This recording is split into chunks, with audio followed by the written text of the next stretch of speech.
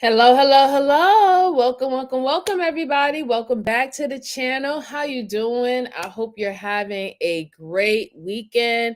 I hope you're having a safe weekend. I hope that you are nice and warm. If you're in a cold area, I know it's been very cold and crazy up here up north. We've been having snowstorms that turn into rain. It'd be 25 degrees weather, then it's 14 degrees weather. Weather right now, I think is about like 17 degrees weather. And I was kind of under the weather because I literally be working out in these type of conditions. But I am back now, and I'm glad to come back with 3 new cases for you. Shout out to Young Riaz for being the first person to stop by. I appreciate you, young sir. I appreciate you. So I do have 3 cases for you. 2 of them are going to be old cases, and one of them is going to be a current case. Shout out to Billy, one of my viewers. He told me about the Karen Reed case, so I actually did some research about it, and we're going to go over it a little bit. It's still continually going on, so this is an actual current event that's happening. And if you don't know about that case, I do suggest even after watching some of the clips of the case with me, go and research it yourself so you can have a little bit more inside information about it. It does have to do with double jeopardy, so that's very interesting. We don't have that many double jeopardy cases to review outside of like the real old ones, so this is a very current one, so I think this would be interesting. No, I don't. I don't have a filter, but thank you. Thank you for coming. All right.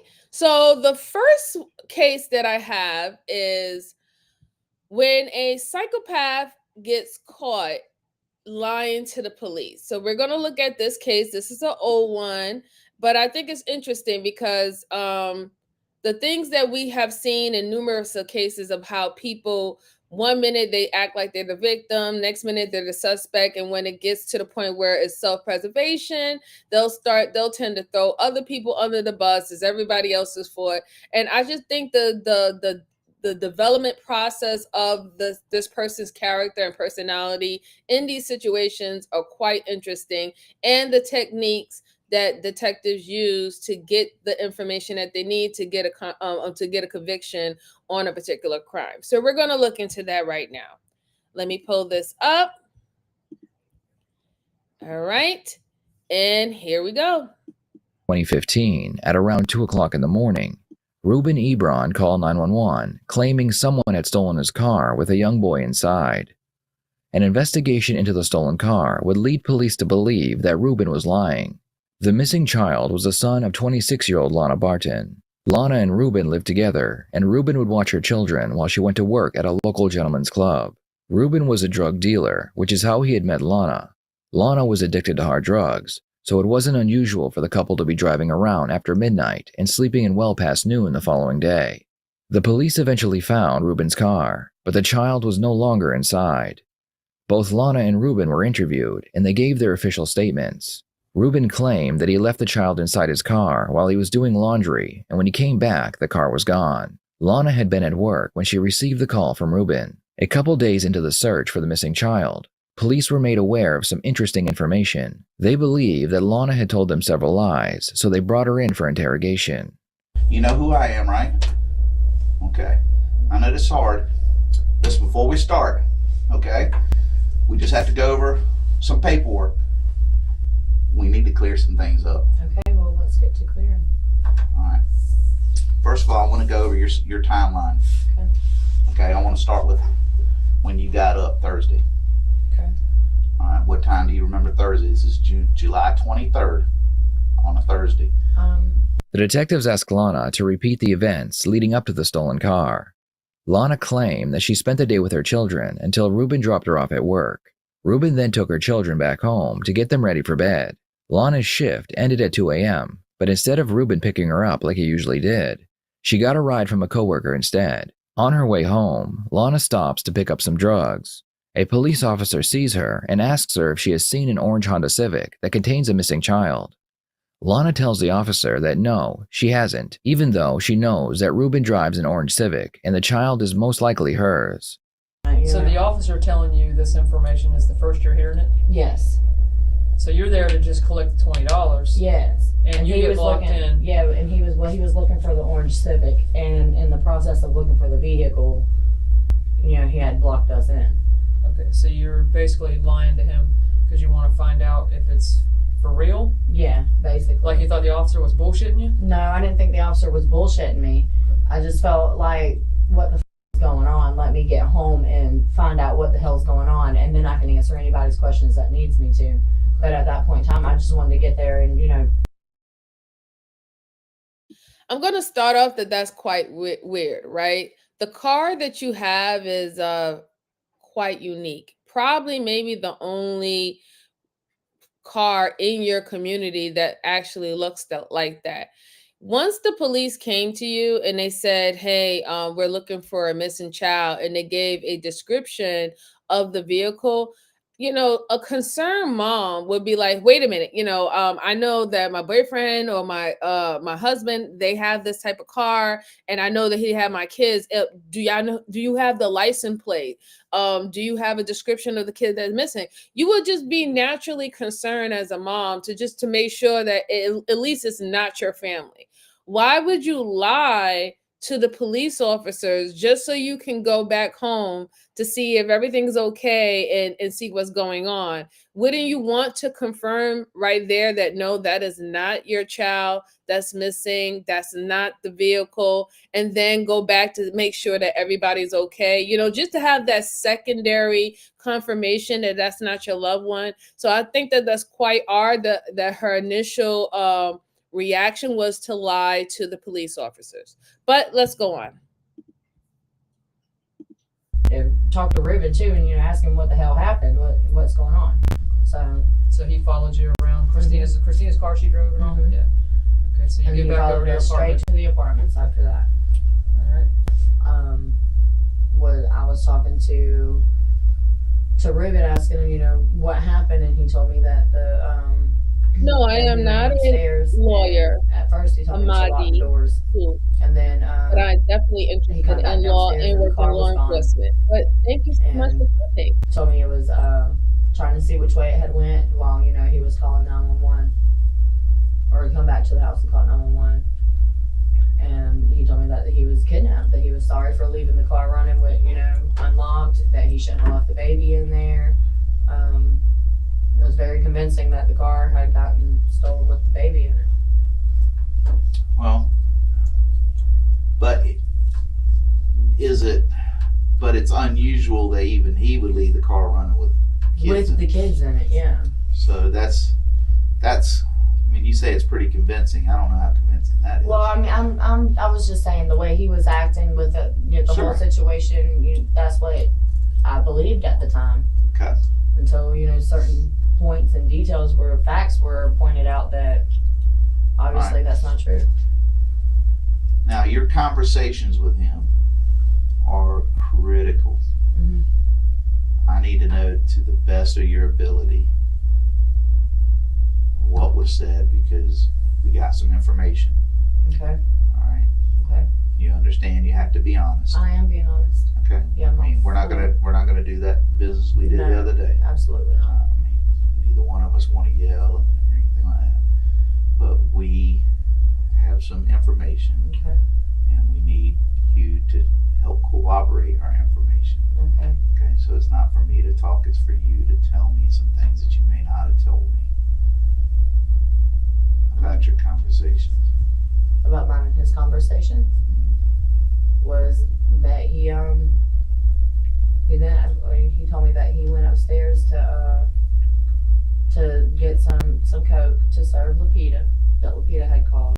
Told me he was meeting her on his way. He was supposed to meet her on the way to pick me up from work. Okay, so you knew that he would do drug sales. Yeah. Okay. Sometimes. And sometimes that included with your children present.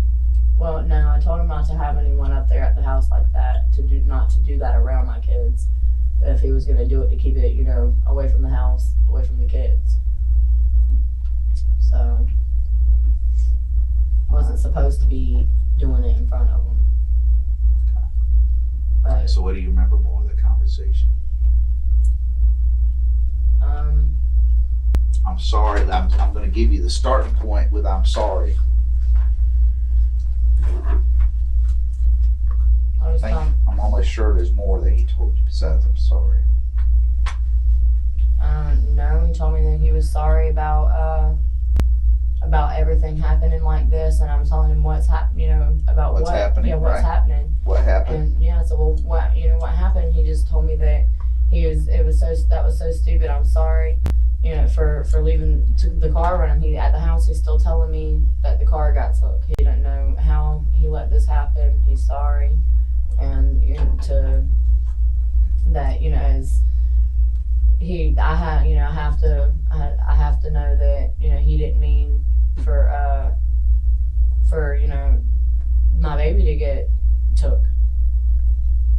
So he's telling me that he loves me, and told me that he was sorry. Yeah, I don't know. I'm not really buying it with her, and this is just off of just looking at this interrogation. Your child is missing. Like, forget a car. Your child is missing, and you're acting like the only thing that is missing is your vehicle. Your child, it's been 2 to 3 days and your child is missing.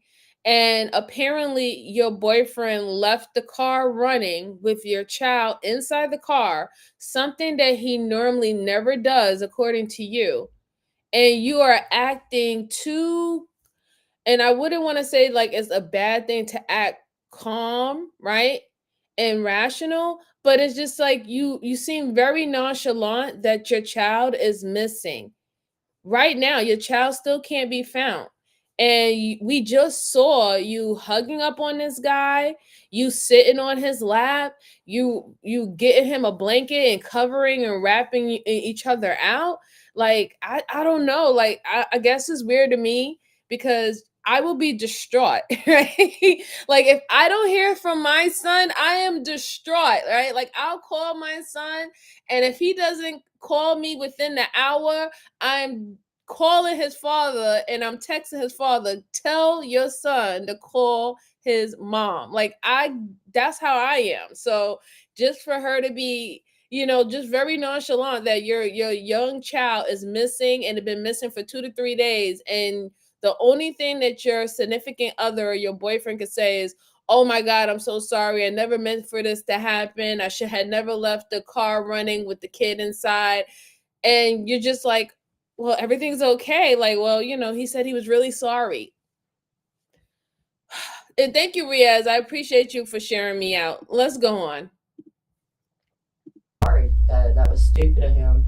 And he's telling me, but look at all the times we've left the car running. I remember him saying that, and you're telling me that didn't happen. What? He said, look at all the time. Now, he didn't. I remember what you're saying. He didn't just say, because he was trying to convince me we would always, because the car had a bad, During the earlier part of this interview, Lana claimed that they never left her children in the car by themselves, yet now the story is changing. Because their vehicle had mechanical issues, Ruben claimed that they often left it running with the children inside. He said that y'all did that routinely with the kids. He didn't like it, but that's what was done. Do you know that to be true or not true? What, that he said that? No, I know he said that, but I'm talking about, did he actually do it? I know what he's saying. No, but I want to know if he leave did my it. kids in the car, and Okay. he don't either. We always take them out. Okay, so when he said that, That was a lie. We don't never leave them in there with the car running. We don't leave them in there at all. We get Right. out the car and we take them with us. So what does that mean he's doing? Lying. what do you think happened? What do I think happened? Right. I think that he wasn't watching him well and something happened to him. And I think maybe he got a hold of something out of his drawer or off the dresser or out of the floor somewhere, or something, and maybe, accidentally overdosed or something like that, and he freaked out and he come up with something quick to, make it look like something else. The detectives find it strange that as Lana talks about what could have happened to her child, she doesn't shed a tear or show any signs of sadness. They will address the lack of emotions later, But for now, they have reason to believe that Lana knew about the stolen car before she talked to the police. Hold on, why? Yeah, and I totally agree. Like the way that she's not acting distraught at all, or if she's worried about her child. Your child is still missing. This is just not a vehicle that got stolen. Like even in that, that's we feel a kind of way when we have our personal items taken away from us, right? We kind of feel vulnerable. We kind of feel like we're caught out there. But this is your kid, and there's no reaction of a distraught mom that you don't even know where your child is. So yes, it would raise red flags to me, as in maybe you do know where your child is. Is there more to this plot than just a kidnapping? Is this like some ransom thing, like whatever it is, like, but you do have some whereabouts about your kid and why that even transpired. But let's go on. She's not leaving bits and pieces out. She's not the one leaving bits and pieces out. She's telling me more than you told me. Well, no, You're leaving bits and pieces out. No, I'm Now not. hold on. Now you have left bits and pieces out. I have, but that I did What not makes say us to different? her. I did not tell her that. I told her that when I was at. Brittany has I no. didn't even Hold know on. that. Tell me why. I didn't even know that the car was gone then. How am I supposed to tell her that when I didn't know? Listen to me. When you start talking, that's whenever you start going I'm on sorry. past the question, gets me worried. I'm sorry. Because this is a repeat of the other night. You did this and you were lying through your teeth. I'm not lying to you. Okay, well, Brittany's not lying, I can tell you that. Brittany has no dog in this hunt. You tell me why Brittany will lie on you, first of all. She's driving you to the store. Maybe she got her times messed up from when I talked to her. No. I'm telling you, Listen, don't try and guess. I asked you a question. First of all, answer me this. Does Brittany have a reason to lie on you? Yes or no? And if you say yes, you tell me yes. I mean, you tell me the reason. I think that she would lie. Why? Why? Because she was scared to death that she said they come and got me a personal vehicle and I'm not going back down there to talk to them again. And she said that she's like, I got she said she had some drugs on her or whatever. She couldn't afford to be mixed up in this. Okay, that's still no reason to lie. Well, whatever. That's no reason to lie. Okay. Okay, Well, I can tell you this: if Brittany lies in this, guess what happens to Brittany? The only thing Brittany's got to worry about is lying. You agree with that? Yeah. Okay. That's what I was Okay, well, but that's why I'm saying she don't have a reason to lie. It's not her child. She's your friend. Y'all have kids stay together.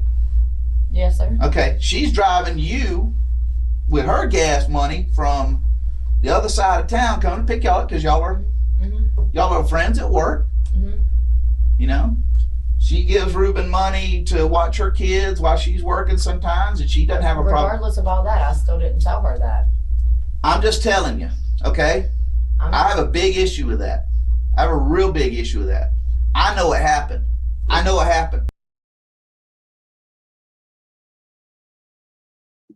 Yes, hi. Shout out to you, Don't Cap. Good cop, bad cop routine. Yeah, he is definitely playing the bad cop. The other one is acting quite I guess like more reasonable. But the reason what he's trying to get her, the suspect, which is the mom, to understand is that you saying that your friend has a reason to lie about how everything led up to the incident, she doesn't have a reason to lie unless she was going to lie for you, right? Even in this missing person, this missing child situation, you had an opportunity, you had means, and there is a potential intent to why you would not be missing your child, right? Whether if it's something to do against the father, whether your significant other don't want no outside children from an outside relationship anymore, whether if it's a money situation, whether if you just can't take being a mom anywhere more. She has more reasons, right, to lie about what happened with her son and the whereabouts of her son than anybody else. and she's trying to throw that on her friend. This is someone that you work with. This is someone that you had your children around with. Y'all will help each other out as moms. But now she's saying that this lady is lying. And it just doesn't really add up, because the lady wants to find out where this boy is. And she's more concerned about this boy's whereabouts than you as the mom. But let's go on. Because she was talked to fresh after this. As soon as we found out through your phone, we talked to her. You know what else doesn't lie? You know what else doesn't lie? We could argue all day whether she lied or didn't lie. What we do, and that's why these things have to be cleared up, what we do is we do look at records. And there's a timestamp. Well, we have. And I'm not denying that I called her from Wackos. I did call her and I asked her for a ride home, but I didn't even know that anything was wrong with it. You said that. We knew that you had told. I mean, that's all been said. That part has been said. Yeah. It's not her leaving out bits and pieces. It's the other way around. There's nothing else to leave. There's nothing to leave out. I'm telling you, we got some big issues. When I spoke to her at Wackos, that is all I knew, was that I needed a ride at that point in time. I didn't know that the car was gone. He didn't tell me that. I did not know that until I got to Pine Brook. You didn't have a call with them? To Ruben? Yeah, we're asking for Brittany's number. Right. That's it, though. He didn't. Hold on. That's where I got the problem. He didn't tell me over the phone that anything. Listen, you are way too smart to have this man go out of his routine, out of the blue, for no reason. Yeah, I figured Hold on. Now let me make my sell. Oh, you just said it. You felt something was wrong. You're way too strong of a woman to even just in passing ask what's up. Whether it's your car is fucking up or something, you're gonna ask. I know this from being around you already. It's a very old. You didn't tell me. Well, that's what I'm telling you. Brittany knows that, and it does have to do with because Brittany told us fresh out the chute, because she didn't know what was going on, and she just said it by saying, "Yeah." She told me. She said, "Old man told her that the car got stolen. She needed me to get her a ride home. I told her I was somewhere else. That is not what happened. Where was she at? Off of Atlantic. Off of Atlantic. Okay, but I still didn't. And it was going to be a few minutes, right? Hey, look, I can. But I still didn't. There's a text message that says it. Yeah, that text message came from. I was already. Sure about that? Yeah. The time suggests differently. Yeah. And you know what? Listen, here's the thing. Listen. I don't remember telling her that. I really don't remember. Well, just because you don't see, that's where I know you're wrong. Because if you didn't remember that, you wouldn't have jumped my shit for saying that. No, you know what? No, you jumped her shit by saying she's lying. She did that. She would just tell you bits and pieces. No, she's not. I'm telling you. See, if you don't remember it and I bring that to you, that's probably true. Okay. Well, I don't. Listen, that's probably true. Okay. Okay. Don't jump my shit and her shit, because you're saying you don't even remember. I'm telling you right now. There's a text message when you're at Wacko's that has this. Okay. Okay? So that means you knew. You told her. Trying to say. No. Okay. So you know that's true. I'm telling you right now, that's true. You better figure it out. Okay? Okay. Yeah, Dr. Insanity is really good. I really am thinking. The text message is there because I know what time he called you. I know what time the 911 call was. I know where you're at. I know where he's at. I know about the stop. And what bothers me big time, hold on. What bothers me big time is you gotta look at me. I'm gonna stay calm as I can. This thing's getting done tonight. It is getting done tonight with you. You got knowledge that something happened. Don't protect do that. him. Please don't do that. Don't protect this man. Don't go down with the ship. One thing I can tell you, his phone recordings and everything like that help us, and it paints a picture when we finally get all these phone records back. We hadn't been sitting on our ass for 4 days. No, you know that. You know that. And here's the thing. I know you guys haven't. Here's the thing. And I don't care. I'm trying to. What you're trying to do? No, you're not. No, you're not. No, you're not. Listen. I'm going to try to say this as easy as I can. Okay. You are going to get your dumb ass in a lot of trouble over. I'm gonna protect my man. I'm gonna have my man's back. That's what you're telling people. I'm gonna have my man's back. You can't listen. Who cares if you said it or not? But here's what I see about you. I see you. My child is missing. Mm-hmm. I don't give a rat's who's got to go to jail. Somebody better go to jail. And you know what? You know what? Here's the thing. We haven't been sitting around for 4 days for nothing. So I can tell you what you've done when. Right now, what you don't understand is everybody you talk to comes and tells us. Okay. And everybody that you've been around comes and tells us. Okay. So to sit and tell people that you're going to have his back, it kind of makes me a little sick. I didn't say I had. No, you had his back when you came in here that night. We're hopefully past that. Yeah, that's what. If you came in and sat down in his lap, did you come in and sit down with him? I did. Okay, well here's the thing. I'm going to tell you something. I love this man to death, but if he hurts my child, I'm going to wring his goddamn neck and kill him.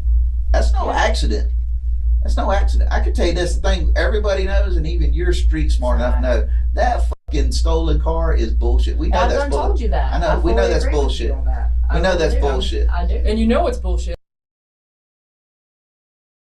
So that's my thing. If she knew that it was bull crap, why did she act like she was more concerned into coddling her boyfriend who supposedly let her child get kidnapped by his car being stolen? You was more concerned about coddling him and consoling him in the police department than actually being worried about your child.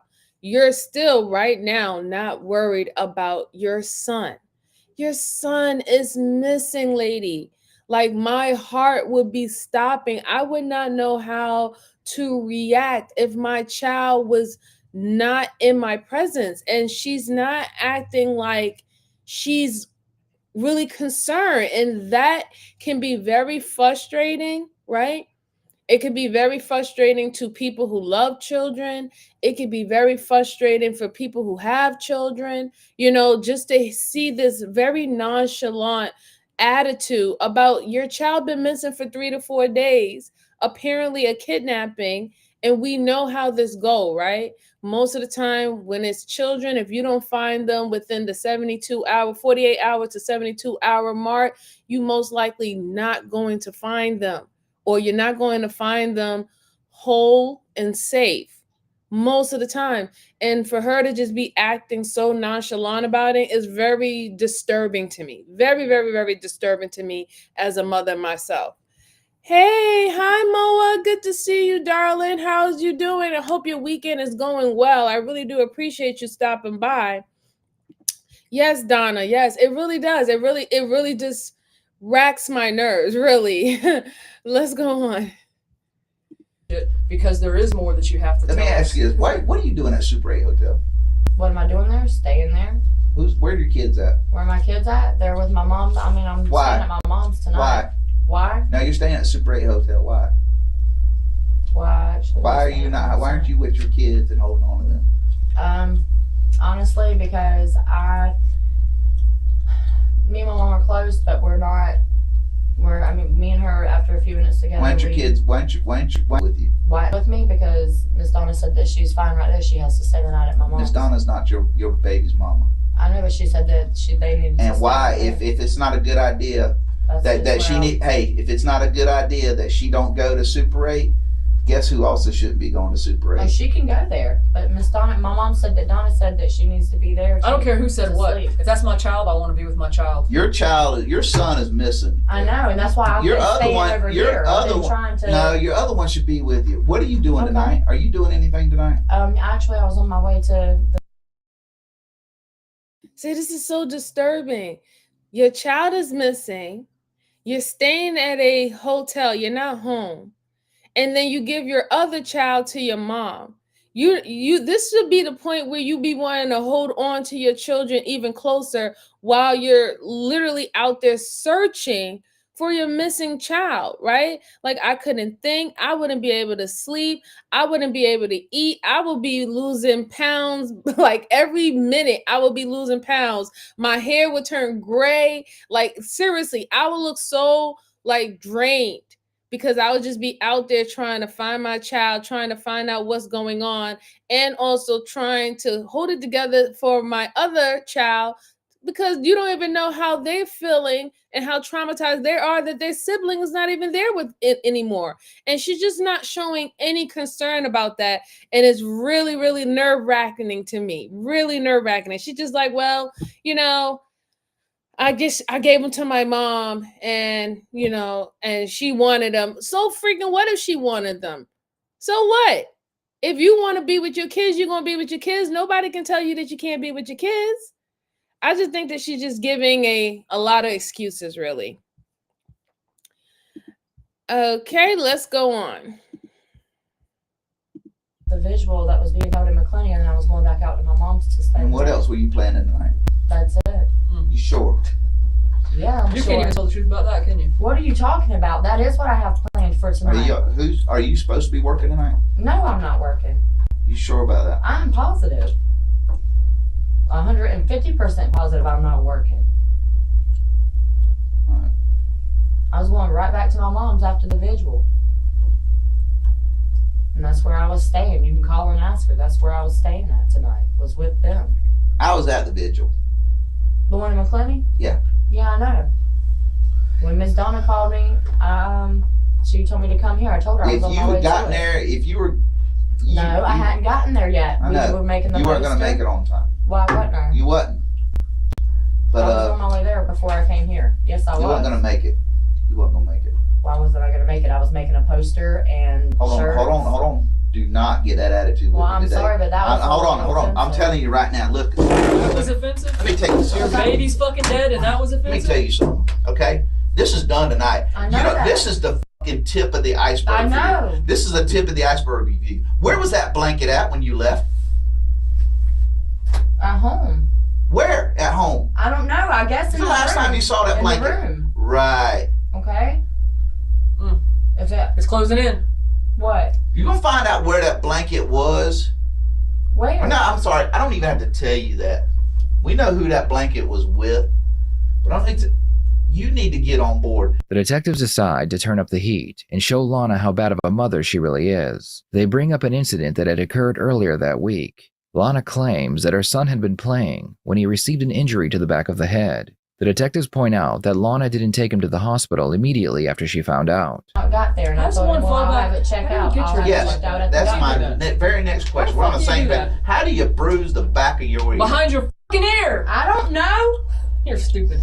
I'm not fucking stupid. Oh, I'm you being are. honest with you. You're I trying. come home and the bruise was already there. I asked him When where. did you see it? Like Tuesday or when? Like Tuesday, I noticed it, and I asked him what it was from. I said, "How did this happen?" And he told me, "I don't." And that was okay for you? No, I told him I'll take him to the doctor. Oh, really? I don't know how you just hurt my kid, but you can stay around and we can He choose said he didn't. Get the fuck out of here with that. That's really wrong. He didn't tell me that he did anything to him. He didn't have to! Did you fucking think the thing jumped? Woo! They are getting it.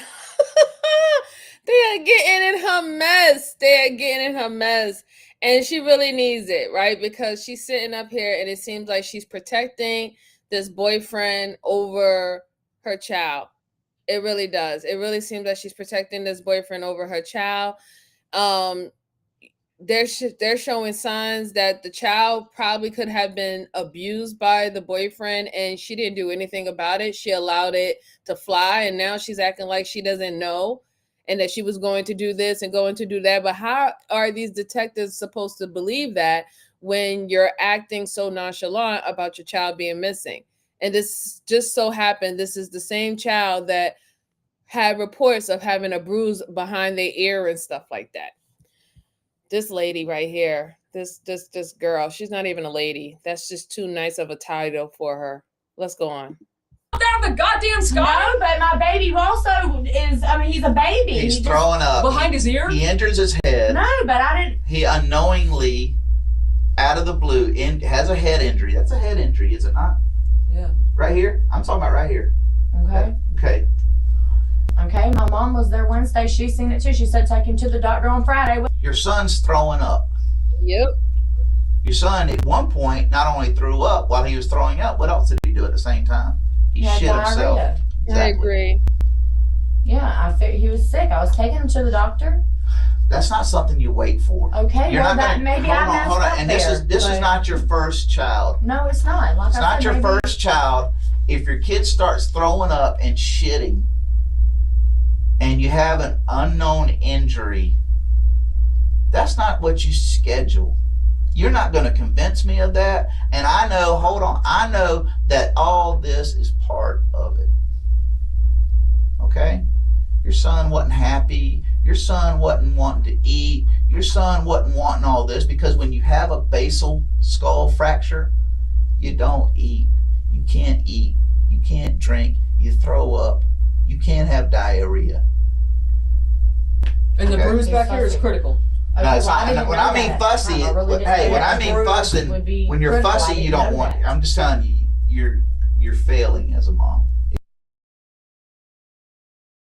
This is disturbing me a little bit because I'm starting to believe that maybe the disappearance of the child, it was due to that last incident that he had where he had a fractured skull and he was throwing up, he couldn't eat, he was defecating on himself, and instead of her taking him to the doctor and worrying whether or not if child services was going to be called on abuse on this kid and how did he has a fractured skull, that kid suffered and passed away, and they decided to get rid of the body. That's what it's starting to sound like to me, and that will make perfect sense why she's acting so nonchalant and not really even concerned about her quote unquote missing son. And if that really did happen, I'm truly, truly sickened right now. If that's what happened. If you're trying to convince me to believe this, but I'm this is telling listen. you. I'm just telling you. Hold on. Okay. I'm telling you where you're way off, and this has come more to fruition. I thought the other day we were done talking to you. I And- did too. I don't know. But it's, we. Listen. But no, I'll listen. But I'm going to tell you right now. If you can't tell me something more that you know, this is going to be tough. Just like the other day, because like the other day when you lied to me. And I told you I won't Hold on. lie to you again. Well, I'm telling you. And I'm not lying to you. Let's first of all, Detective Simpson knows that she has the same definition I have as a lie. What are two ways to lie? Not telling the truth and what? Forget it. Leaving stuff out. Right. Omission. You've lied to me again. How? You omitted things to me. I told you I didn't want to go down this road again, and I told you what the deal was. And I'm telling you. And I'm telling everything you right that I now, know. look at me. Do you see doubt in my eyes? Do you see doubt in my eyes? Or mine. Okay. No. Did you kill your son? No, I did Okay, not. all right.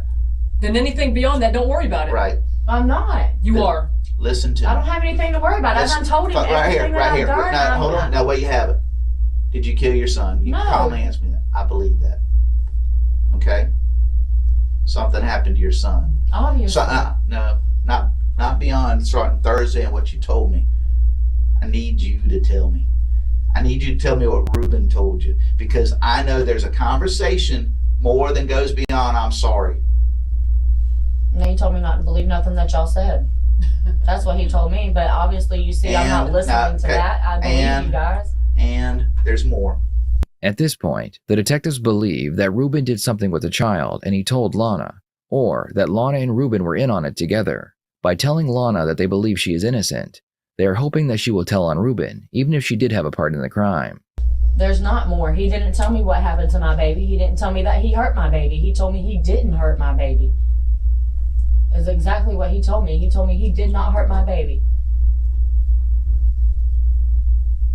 And do I believe him? No, I mean. Well, you're everything struggling in to front of say us. that. Well, I don't believe him. I mean, there's just no way. At first, I'm not gonna lie. Yeah, I thought that this is just some kind of freak. Maybe when he says he didn't hurt him, maybe he just means he didn't do it intentionally. Whatever. Well, I've I'm gonna tell you this. thought and thought. There's nothing that I've even There's went first of all, over things of him telling me, Like, even in the past, before all this happened, yeah, I've tried to think of any conversations that we've had that might, Well, hold on. Let's forget about the past. I need to know the car, without a doubt, 1,000%. The car being stolen That's is a lie. bullshit. Yeah. No physical evidence for anybody in that car but Ruben. Okay. Okay. Do you know where that car was parked at? That car was parked in front of Ruben's cousin's house. Okay. You know his cousin over there? Okay, well he's got a cousin right there where that car is parked in front of. That's not a coincidence. I didn't know that. Okay, well I'm just telling you. I need you to be honest. I'm telling you right now. I'm begging you right now. You've read your rights. When I read your rights and you don't tell me the truth, and I know the truth, this is going to be an even tougher week for you. I'm tired of pulling the truth out of you. I learned something, I talk to you. I get the truth out of you, I let you leave. I hear more lies, I pull you back in there, I get it straight. You jump my shit because I jump your shit, and then you end up what? Admitting you lied. More of a stage of Right back to it. kidnapping, Noah. You are never lying to me again. I know the truth. I know you know the truth. That I Hold on. Don't look away from me. Don't stop me. You want to sit here and stick with a story that you don't know what happened? You don't have any idea from Ruben or what happened? Me and you's got serious problems. Well, he You didn't are- tell me. You are lying. I am not lying. You are I lying to want a me. polygraph test. I'm not lying. You're failing it. You I'm can't. not You lying. can't listen. I do not know what happened to You my baby. cannot pass a polygraph test. You know why? Why? Because Hi, you Olga. lied to me. I do not. I This is can't very put you on a old case, polygraph and test because you this lied to me. Yes, I think it is. I'm telling you right now, you Shout are out lying to you. me Thank right you. now. Bye. It's I'm just not like lying it's to you. like. Do I need to get a lawyer because I don't? Do you want a lawyer? Do you want? Only if do you if want a you lawyer? think Do you that want I'm to? lying to you Do about you want that. to stop That's one right thing now? I would Do not you want to lie stop about. right? Do you want to I talk to me? would not lie about Do you want a that. lawyer? No. I understand. You just asked for a lawyer. If you tell me you want a lawyer, I'm leaving and this is over. I don't want a lawyer. Are you sure? I'm positive because I don't know what happened to my baby and I don't know where he is and the mother didn't tell me. Pull your hands away. What? Okay? Listen. Listen, we're as upset about this as you are, okay? Okay, but I can't tell you something that I don't know. Listen. He didn't hold on, tell me hold what he on, done hold on. with Do my me. baby. Listen. Okay. Listen to me. I've been here a week now. Look at me. Don't quiver and leave the stage show out of it. You can't shed one damn tear. I haven't seen it. That sorry son of a bitch over there has cried a lot. I bet I would too if I was sitting in his shoes. I know. I and bet. knowing, having I the guilt bet of if I something, knowing listen on to my me. mind that Listen, I know where this baby is. And listen. I don't want to yell at you again. Respect It's her this, son. the process. Her son is Yes, missing. Okay. And apparently there's more to I'm him straight with you. missing than I'm what being she's straight. Hold on. actually Hold on. I'm straight with trying you. to let But I'm the telling you, judges believe. you're that look you at me. know. You're about to see in just a few minutes the worst part of my job. You are about to see the worst part of my job when somebody lies to me. And the sad part is, neither one of us have any reason to believe that you caused this injury to this baby. Now listen, just listen, okay? Just listen. For one time in your life, listen. I'm listening. Okay. I am. Listen. I'm listening. I'm listening very clearly. Listen like it's the most important day thing. of your life. It is. It is not. But spare me the dramatics about wanting to cry, because honestly, I'll tell you, like you just said, I'm not hold gonna on. break down. If I was in his position, no. If I was in your position, if I'm sitting in this chair I'm just from saying day I'm one, hold on, too. I would be squalling like a And I have. baby. That's why my Sorry eyes is about that, almost Ebron. swollen shut. Don't tell me I don't cry for my baby. You haven't That's cried. bullshit. You haven't cried for your baby here.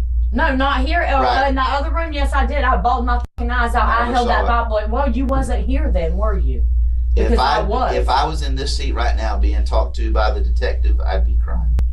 What do you want me And to you do? just tried to then. What do you want me to do? I just want the truth. I just want the giving truth. you the truth. This I don't hold on. know. I'm going to ask you real quick before I'm leaving. This is what you're going. If you ask me to stay with this story, you're asking me to do my job.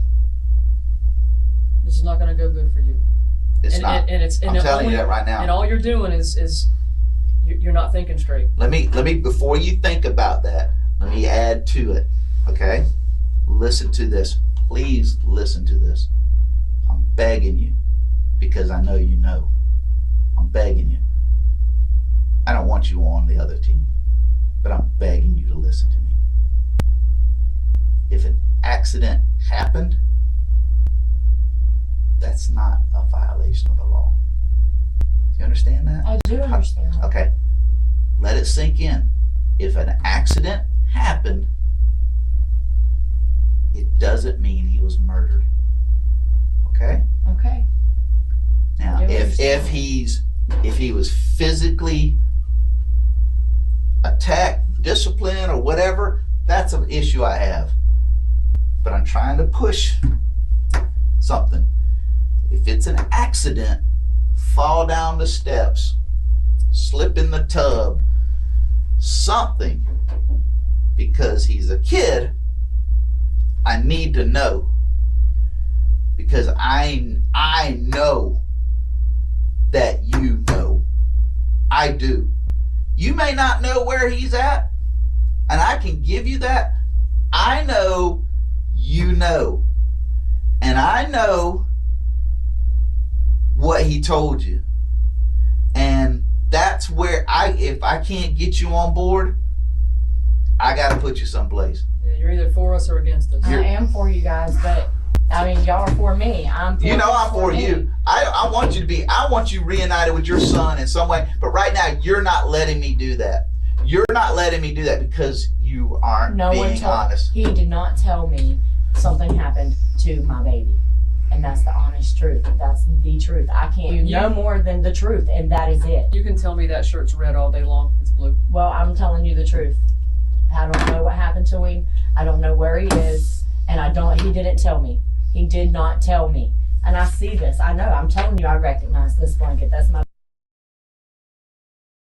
Oh my goodness gracious. Shout out to T. Thomas.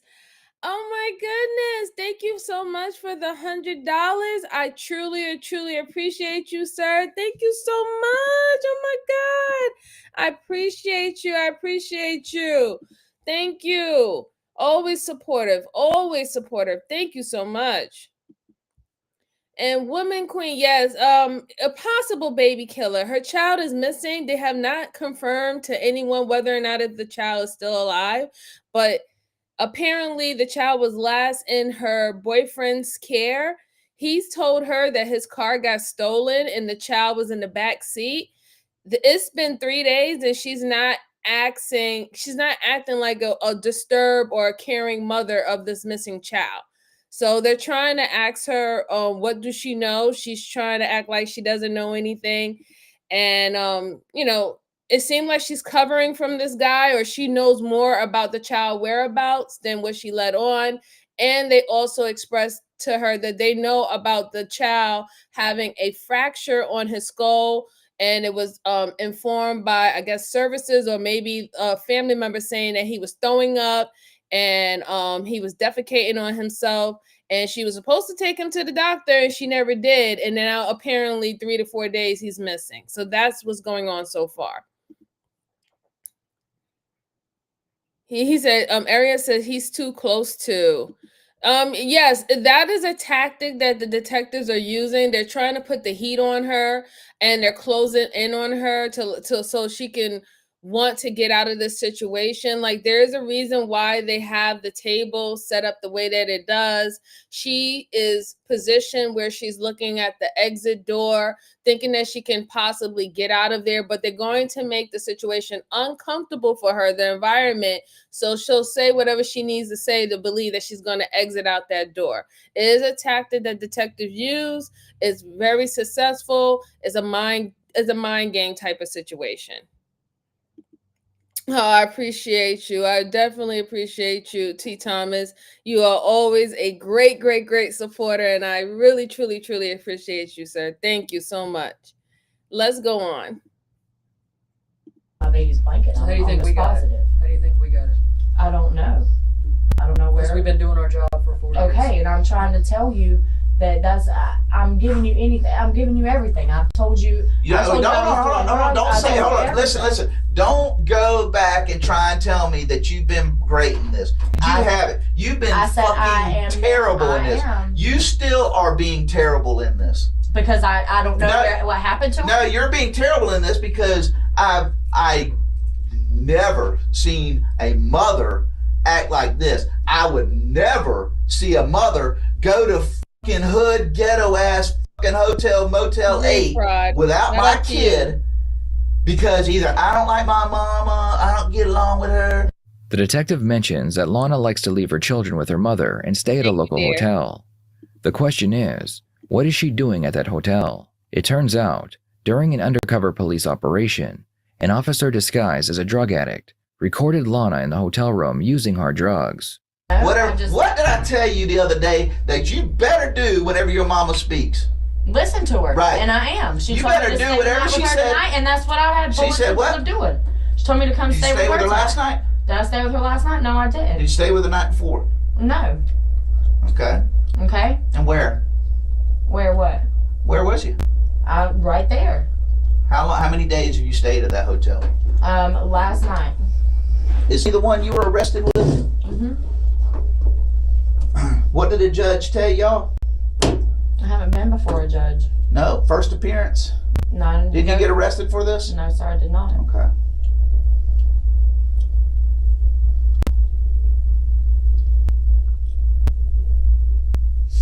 Whose drugs were those at play?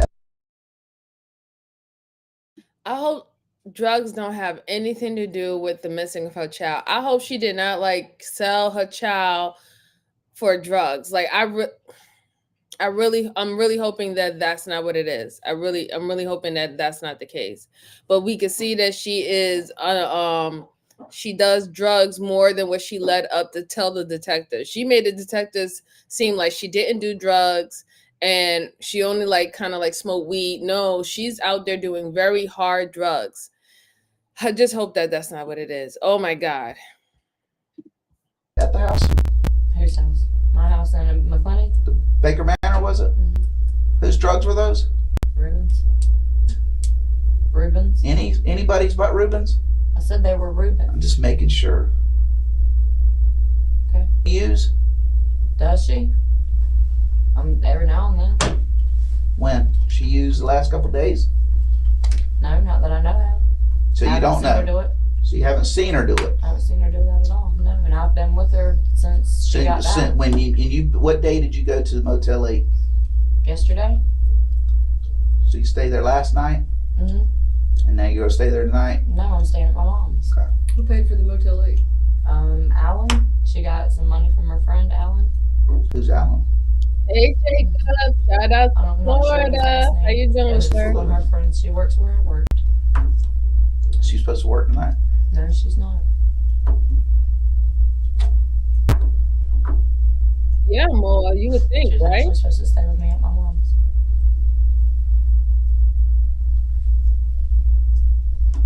You are. Absolutely, probably. Piece of work.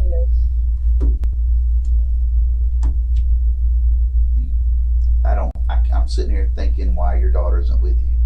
And whatever I hear coming out of your mouth is total crap. Can you understand what some of our concerns are? I do see where some of your concerns are. Lana claims that she did not know about the missing child until after she left work. The detectives interviewed a coworker who told them that Lana had told her that her child had gone missing. Before the interview ends, the detective confronts her with this information. Shout out to West. You told Brittany at the club. You told Brittany at the club. Bottom line. Said your car was stolen, and you told her a kid was in there. F***ing kid, No, what I you said the other night.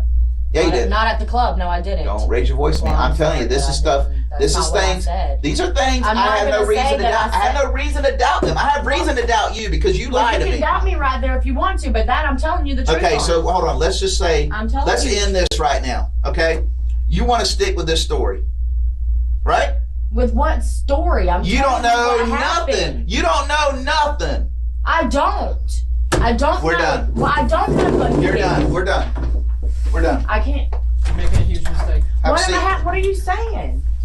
Thank you for your non-help. What are you talking let me about? go do my business. Can I use the restroom? Yes, Take in a you minute. back. Look, just give me a minute. I'll take you to the bathroom, right? Okay. I don't.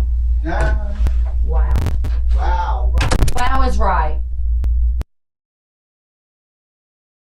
So they're going to let her sit there for like 20, 30 minutes. That's another tactic that detectives use, right? Make the person start to think about whether or not if they want to save themselves, if they want to actually help the investigation.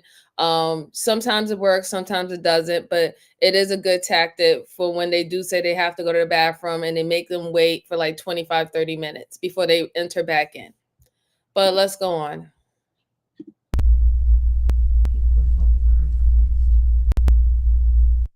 After the interrogation ends, they confront Ruben one last time. Hi, They show Bella. him how the evidence does not match his story, and they are sure he knows where the child is. Ruben continues denying everything, so the detectives decide to allow Lana to enter the room and speak with Ruben alone. Almost immediately, they begin whispering to each other, so the detectives can't hear what they are saying. Realizing what they are doing, the detectives come back into the room.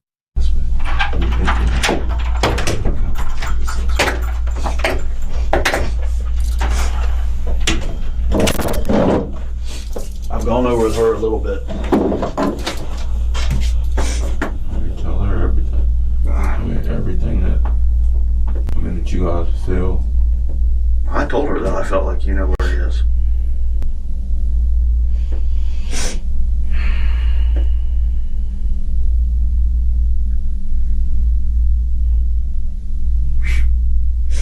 Ruben, I told you, I don't think I'm an you're a old cold-blooded woman. killer.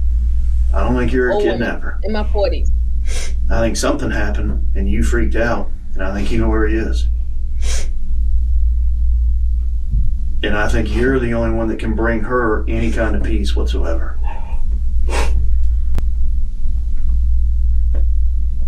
But if you're not willing to do that, that's on you, man.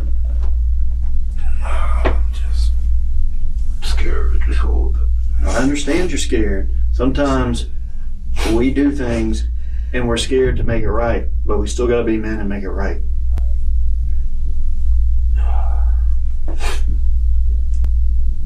I can't bring her peace. You're the only one that can. No. No. That is correct. Look at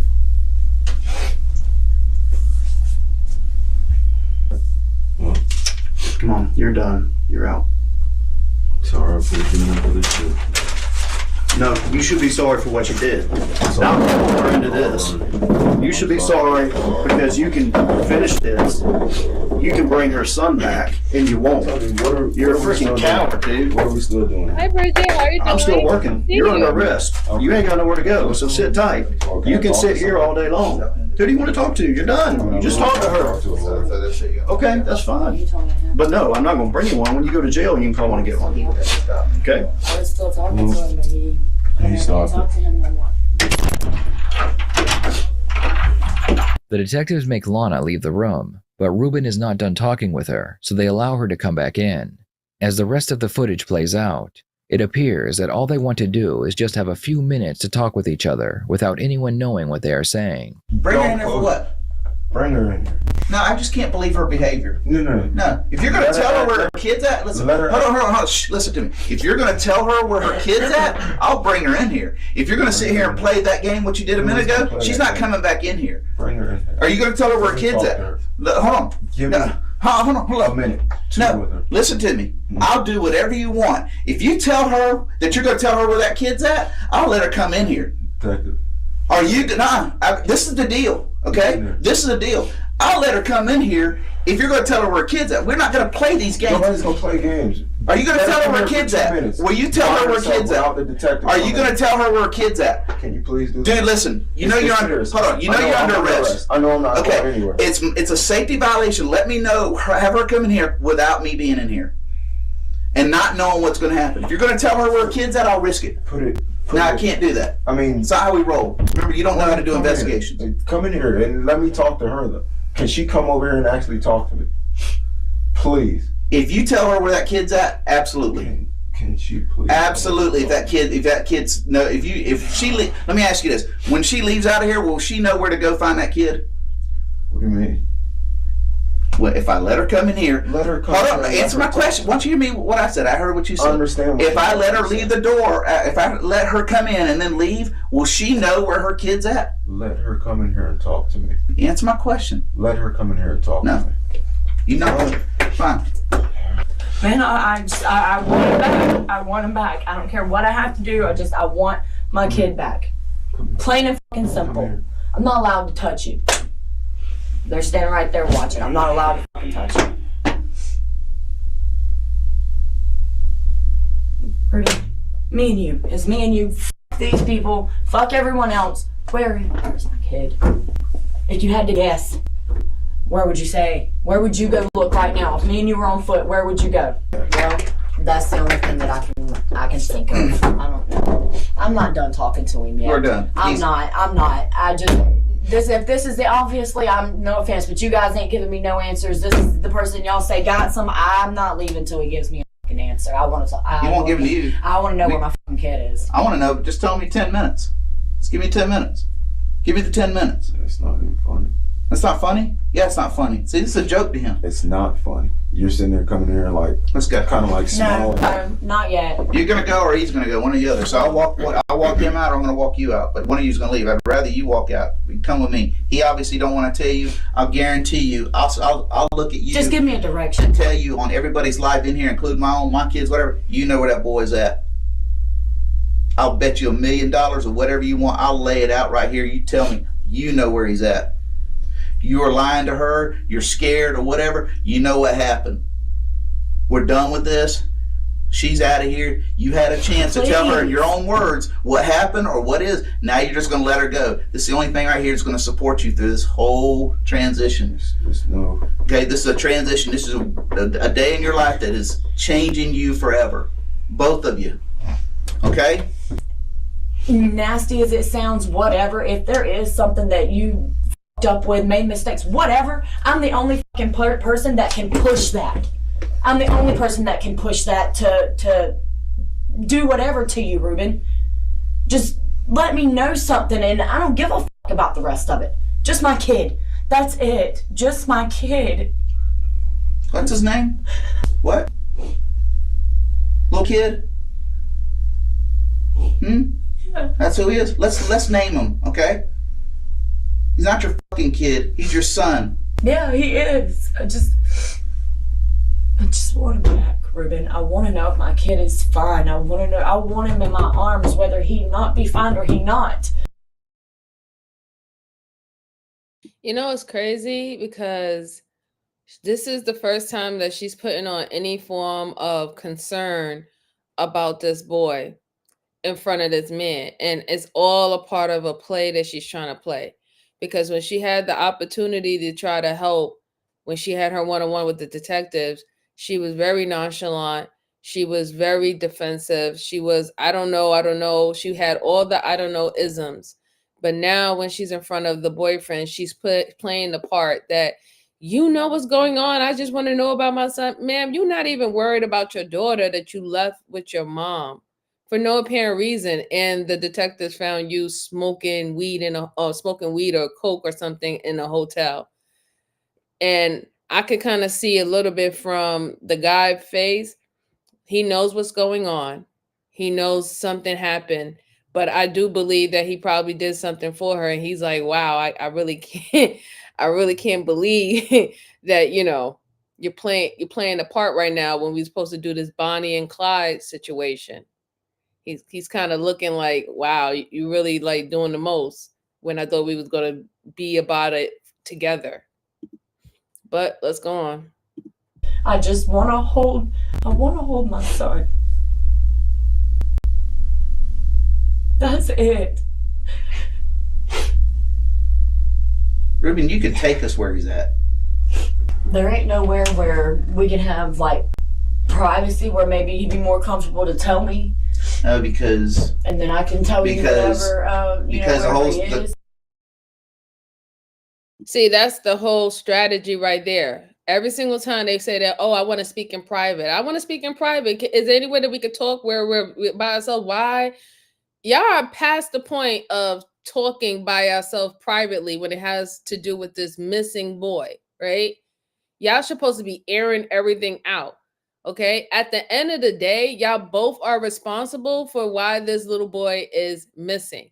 They have already confirmed that it wasn't no robbery. Nobody robbed your car. You didn't leave it on and the kid was in the back. They found your car at your cousin's house. So that whole story is out the window. Y'all are not getting away with this squeaky clean, right? So at this point, the detectives is like, listen, you can either be charged, you could either be overcharged or you could be charged correctly. Choose your poison. That's how the detectives is handling this right now. this is for everybody's protection. I don't want nobody to say that I did anything to you, I did anything to him, or he did anything to me. You can't turn the mics off for him to talk to me. It's all protection because I know it's backup system. I agree. It's backup system because if the cameras fail, you got audio. If the audio fails, you got the cameras. I mean, so it's our policy. I can give you privacy, and that's pushing the limits at that point. I'll give you privacy as far as me leaving, but you know the reality of it is, okay? Where I'll leave you alone, but you won't be alone. Yeah, I know that. That's why I asked you. But I mean, I'm concerned. I'm not left you alone a minute ago. Just trying to put out a comfort level to where I'm just trying to get an answer. I know. We'll make this as whoever gives it to me, then that's who gives it to me, and that's gonna be the person that I hold a fucking candle to, is whoever brings me my child.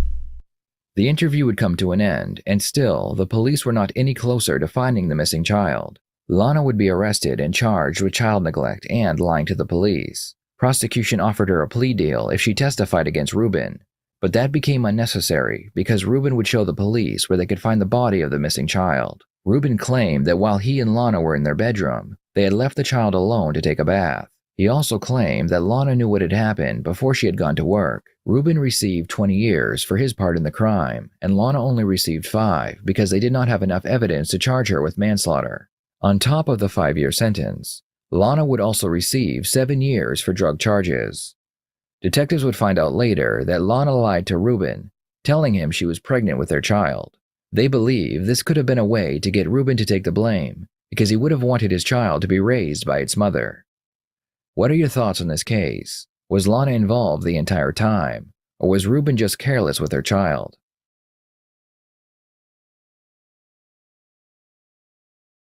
So like I told you, I had an inkling that she knew what happened to the child from way before, when they told a story about the child having a fractured skull or possibly being abused. And then you said that you were supposed to take him to the hospital, but you didn't take him to the hospital. If you see blood coming out of a child's nose, they have severe headaches, they're throwing up, and they're defecating on themselves. Why wouldn't you go to 911? Why wouldn't that be an emergency to you?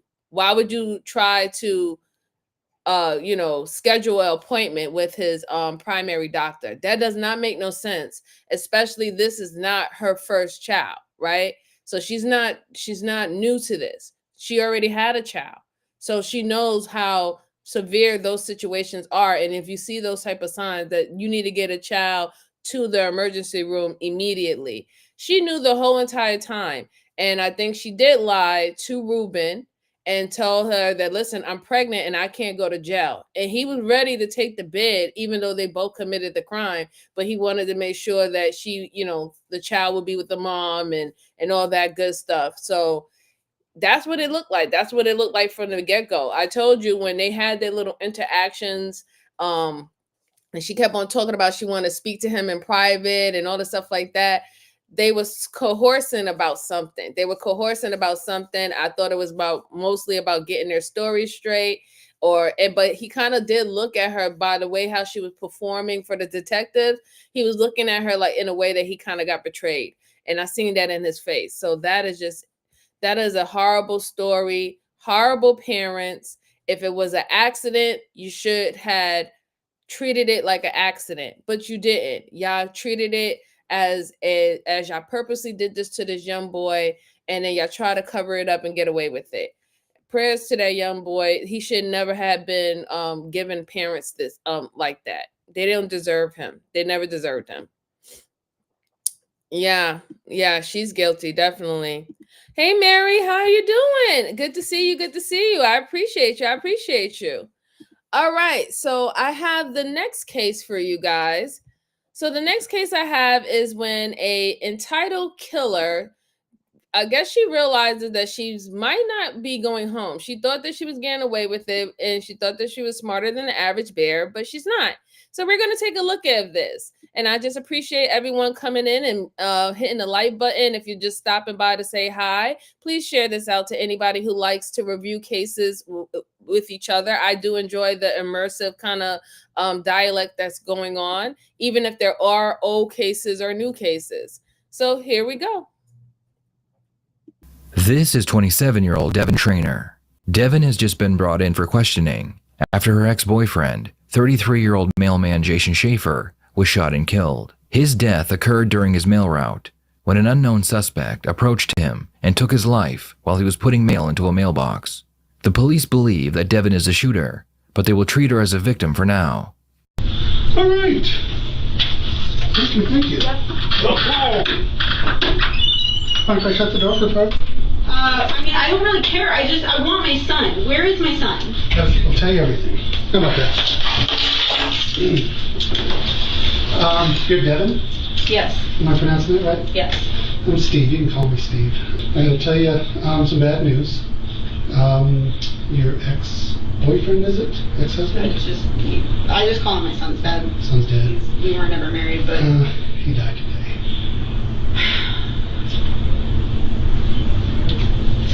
What? How? What happened? Someone shot him in the face. In the face? Where? On his postal route. He was working today? He doesn't... Yeah. Yeah, he was working, and someone came up and shot him. Based on that superb acting alone, it appears that at the very least, Devon is involved in the shooting death of her ex-boyfriend. When did this happen? 12:32 today. It is 6 o'clock. I got a lot to tell you, a lot to share with you. I want to tell you that your son's safe right now. But I want to read you your rights just so you know about it, let you know that we're recording this because we have to. That is correct, Mary. And just so... Oh, you seen this one, Olga? Okay, cool. Yeah, she seems like she's a liar. You mean my rights? Yeah, just get it out of the way. I was at work today. Okay, perfect. You got a good excuse. Shouldn't be a big deal. But I want to ask you about it. I want to exonerate you if possible, and then move on to the next suspect. Well, my rights and my son's rights were violated when you took him from school and did not contact me. Yeah, so that's what I want to talk to you about. So let me read you your rights, just so you know what they are. The detective reads Devon her rights, so now anything she says or does will be used against her in court. I need to see my son. We need to figure out what's going on and how your husband, how your baby's father died. So we're not going to let the son go just yet. Wait, he doesn't need to go, but if he can can I at least see him first? Right now, no. Why? Right now, no. Because we got to figure out if the butler killed your the baby daddy's son, or if you killed the baby daddy's son, or if the bookie killed him, or if it's a random person killed him. Also, I don't know who killed older, him. yeah. I'm not calm. My son was taken. Nobody told me that anything happened. My son was taken from school by either police, and I was not informed, or by somebody who is not legally allowed to pick him up from school. The detective explains that when a parent is killed, standard procedure is to make sure the child is safe, in case the other parent is the murderer. Okay, but then they have my contact information. Yeah. So they couldn't have just said... Yeah, you're not listening though. We didn't want them to release the child to you. Don't release him to me, but nobody even told me his whereabouts. Well, I thought he was with his father. The police escorted him back here, and Rosa was here as well. Why? She is not his guardian. No, she's not his guardian. Okay, then why was she here? We're not releasing her yet. We want to find out. So she's with him? She's with my son? We're all with. She's being interviewed by a detective because we're not sure who she is. She's my sister. The child is here. The child is being interviewed by a forensic interviewer. He should not be interviewed because I didn't give consent for him to be spoken to. He's a witness, so he doesn't need consent from the parent. Was he there? Was he in the... But he's going to tell us about the relationship between you and his father. But no, I don't understand how this can all happen without me even knowing that anything happened in the first place. Because we don't release children to abusive husbands that kill their wives. So you're saying that I'm abusive and I killed his father? I'm saying that this is police standard practice 101. We don't release children to people we don't know. I'm not asking you to release him. I am asking why I was not contacted in any sort of form about my child's whereabouts or that there was even an incident. I don't know about that specifically. I know we wanted to find you and we were trying to track you down. You could have found me when you picked him up from school because they have my information. I pay for him to go to that school. Yeah. They have that information. Well, I'm going to talk to the officer that did that. Like I said, I wasn't there. Okay. Does it surprise you that someone would go up and shoot him? Yes, it surprises me a lot. I didn't know, I don't know anybody that would want to hurt him. How was your relationship? It was never great. I mean, it started out okay, and then good to see you. We had him, and thank you so much, Truth Seeker. I mean, it wasn't great. He left us. Bridget, I appreciate the compliment. Thank you. He moved out, and we tried, I guess, a couple of times to work things out, but it never worked. Okay. I had filed a restraining order against him back in, I don't know, 2015, 2016 at the end or the beginning of the year. I don't remember. We had an altercation and I asked him to leave my house because he wasn't living there anymore, and he got a little physical while I was holding my son, and he was an infant at the time, and so I filed it to get him to back off a little bit. And shout out to Scott. When I went to make it permanent, they're like, you know how hard this is going to be, like if you make it permanent, like it's going to be really hard to do transitions because he has partial custody and all of this stuff, so that's going to be really hard, like you understand that, right? And so I was a new mom, like I couldn't do it by myself, and raising kids is tough. Yeah, and I was like, I don't, hopefully that won't happen again, and so I didn't make it permanent. I agree with you, Mary. Mary says, I think they are trying to get her to establish the timeline so she can contradict herself later. Too early for confession, yes. Yes, it is a little bit too early because right now she was more focusing on why they didn't contact her or why they didn't do the most when they went and got her son. So they haven't asked her timeline of what she was doing throughout the day yet. They didn't get there. They just want to understand from her words the dynamics of the relationship of the deceased, right? Because then they can actually pin out if it was a motive behind it, which is clearly saying that they did not have a really good relationship. They did not have a decent ending to their relationship. It had a restraining order. There was some pushing back and forth. It seemed like they had some child custody issues. So that's the mean, right? That's the intent behind. If she was involved, there goes the intent. So the detectives have to find out the opportunity, the means, and the intent to actually get convictions. So they have to, that's how they're going to process the evidence when it starts trickling in. So right now, he's not going to go in for necessarily trying to get that confession yet. He's going to try to continue to make herself feel comfortable, make her feel like someone is trying to understand her side, her thoughts, and then he'll go in asking the harder questions about your timeline, seeing if they match up with the evidence that they got, the things that they get from scrubbing her phone or looking at the cameras to see where she was throughout the day. That's how it leads up to those explosive interrogations that we see later on when they're like, I'm not lying, I swear to God. And then eventually like, yeah, I did it. That's where we get those type of situations that happen. So it's very interesting to see the process go. But shout out to you. Shout out to you, Mary. Country Taco says she seems like an abuser in all past relationships. I mean, she seemed like a handful. Hi, Michelle. How you doing? Good to see you. Thank you for coming back. I appreciate you. Oh, yeah. You see this in your line of work every day? Okay, Bridget. Yeah, I hear you. I hear you. Hi, Hannah. Yeah. This is an old one. Now, I never seen this one, so I just thought it was good to review and see if it's anything else that we could pick up out of it, out of her interrogation process. But shout out to you, Hannah. I appreciate you. Sisu says, sit on the couch like we just said. Yeah, that's a tactic, though. It's to make them feel comfortable.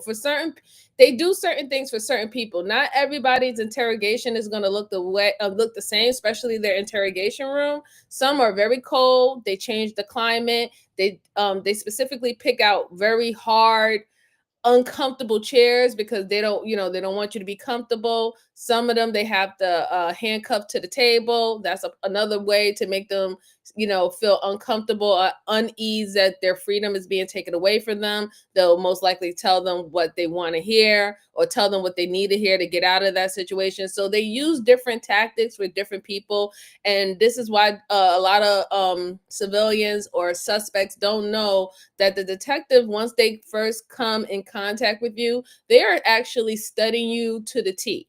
They're studying your mannerisms. That's why they want to have a conversation with you. They want to have an idea about your perspective, how you perceive things, and what will also trigger you too. Like, is it certain words that trigger you? Is it do they need to take the low back approach? Do they need to take the I'm aggressive alpha male approach? Do they need to take the ego up? Stroking ego approach. They're analyzing you off the jump.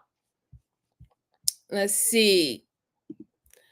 Tico, I think I'm saying your name right. Tieko seems like she's lying right off the top. Yeah, I mean, it could be a possibility. She was very arrogant and she pretended like she really cared that her ex-boyfriend was unalive. It was a lot of things that she was doing in there. Hi, Henry. How you doing? Good to see you. Good to see you. And Mary says, I once saw a guy admit to murder in exchange for a cigarette break. He was so beat down psychologically. Yeah, I've seen that too. Let's go on. The detective is about to tell Devon the evidence they have that shows she could be the shooter. We saw your car in the area of the crime scene. Your car was a Nissan Rogue that is missing a front passenger front hubcap. We got your car on a license plate reader a little while ago with your license plate, and it has that front passenger hubcap missing. Sure enough, in the videos around the crime scene, that car is there with that front passenger bumper or hubcap missing. You said you're at work today, but your scanner goes off before the homicide and turns back on well after the homicide. Oh, yeah. And we caught the shooting on one of the Nest doorbell cameras from across the street. So I'm really kind of concerned. I know that you got served just the other day with the child custody order, and you're a little upset about that. So why is your car in the crime scene area? Why are you in that area in your car? And why are you turning off your scanner? I didn't turn off my scanner. No, you did. No, I did not. The postal inspectors are here. Turn off my scanner. Or you didn't go with the scanner. The scanner's at your boyfriend's house or somewhere in that area. I know, right, Probably in a William? bush somewhere in that area. It wasn't with you. Okay, they have a breadcrumb trail and GPS on your scanner. Yes. And the postal inspectors are here, and they said before the homicide, you're not doing anything with the scanner. And see, this is why I like reviewing these type of cases, because if you just heard what the detective said, he got information that they had something going in the courts, or some judgment came down that probably wasn't in her favor. And it just so happens to be a coincidence that once you had this custody case, that a judgment came down that probably wasn't in your favor, that now that the father of the son that you're in court for loses their life. He gets shot while working in broad daylight. And then it just so happens that you're in the area, where this happens. Your car is seen in the area. Like, and that's why it needs to be studied, because there's a psyche behind that, right? Because they truly don't believe that eventually, if somebody's really dissecting everything, that you did this off of whatever emotion that you had at that time, whether it's a fit of rage, whether if you thought about unaliving this person for a while now, you took steps to actually lead into this situation, and they really believe that they're covering they're covering their steps very good. And we see that they don't, because a lot of these situations are coming off of pure emotion, right? Whether if they're a part of the antisocial personality, or whether if they're a psychopath, however it is a lot of mental issues and reasonings why they're conducting themselves the way that they are. And then we can dissect how cunning and how strategic they are, by what level, what range they probably fall on that scale. So it's very interesting. It's just very interesting to me. Very interesting. Let's see. Heather said, just came across your live and I'm loving it. Keep up the good work. Thank you so much, Heather. I appreciate you. Let's see. Hi, Karen. Good to see you. Shout out to Mississippi. Shout out to you. Mary says, I get why she didn't ask for a lawyer yet, because she's not arrested. But right at this point, I would say I am free to go. If not, then lawyer. Yeah. I mean, we always say this on this channel, Mary, right? Don't talk to the detectives. Say, get a lawyer, get a lawyer, get a lawyer. I know everybody wants to believe that our court system is true, honest, fair, and it's not, right? We have human error, we have biases, we have mistrials, we have misconceptions. We do the best that we can, but it's not about whether or not if you are actually guilty or not. It's about what can be proven in court. You're okay? So that's what it's about. So if you're all about really trying to get off, one thing you don't want to do is talk to the detectives, right? Have your lawyer who understand what they're doing, understand their psychology and what the prosecutors need what evidence they need to get a conviction. Let them speak for you and get your story straight, because you right now, he read her Miranda rights, right? So everything that she's saying right now is being used against her. So that I don't know and blah blah, that's not helping you. That's not helping you, right? And you start singing like a canary and you think you're coming off as an honest person, but then they start seeing loopholes into the things that you're saying. Just get a lawyer. We always preach that here, whether if you're guilty or not guilty, get a lawyer. I do prefer that if you are a criminal and you did do the crime, yes, go ahead and continue to be stupid and get locked up, because I want you off the street for society purposes. But at the end of the day, when it comes down to real law, get a lawyer. Stop talking to these cops. Stop talking to these detectives. They are not there to help you. Let's go on. It's stationary for like 3 hours or more. And it should be mobile because you're working, but it's at your boyfriend's house. And why is your car in the crime scene area? The officer explains that he knows her ex-boyfriend served her custody papers a few days before the shooting, and he knows her car was in the area when the shooting took place. Now it's time to accuse Devon of being involved in her ex-boyfriend's murder. I think you're a good person, but something's not right here. I think the gig is up. There's something weird going on here. Everything is pointing to you being involved in this shooting. People don't go around just shooting postal people. I mean, I work for the post office, and I have before, and I have been. Why are you? What's your involvement in this? Because I think there's a lot more than you're telling us. The video of the shooter looks kind of like you. It's from a distance, but it looks like your height and your build. It doesn't look like AJ's height and build. It doesn't look like Castaneda's height and build. It looks like your build with a black hoodie. Now, we're going to search your house. We're going to search your car. We're going to seize your car. We're going to do a gunshot residue test on you. Sorry, go ahead. So we're not going to leave any stone unturned. You're involved in this, okay? And I want to know what your involvement is.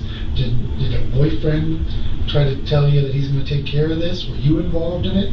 Because someone is there doing this. It's not a random shooting. And so the gig is up, okay? I read on the way here about what happened, and they said that a man shot him. That's what we originally thought, yeah. Now we're thinking it could be you. We're thinking it could be maybe your boyfriend. Thank you. That's not the question. That's not the right answer. What am I supposed to say? We're trying to get all this evidence together, and we're trying to put the pieces together. And I don't think you're being truthful with me. And I want to know why your car's there, why you're not using the scanner, why the scanner was left there. It looks like you're involved in this. So tell me why you're not involved in this. Have you been around any guns lately? Have you been shooting anything lately? No. So we do a gunshot residue test. It's going to come back negative. It better. Listen, I feel like I'm trying to figure out if you did this or if someone else did this. And my bet is you have someone else involved in this, maybe a friend. And so I'm trying to figure out if you talk to me about this, I understand why I would be a suspect because of who I am related to him. And your car. But I don't.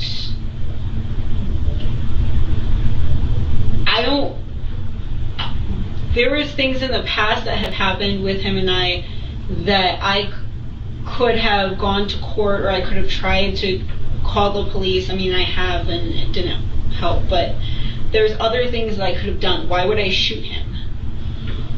I don't know why people ever shoot people. And I'm not saying you shot him. Maybe someone else shot him. Maybe people just lost their temper. Someone shot him. We know that. Someone shot him 5 times in the face. That's kind of a lot of hatred. They didn't steal anything from him. They didn't have any issue with him. There wasn't a traffic road rage case. Someone shot him because they were really upset with him. They shot him in cold blood. They shot him 5 times and let him bleed to death there. Okay? Your car was there. So tell me someone borrowed your car.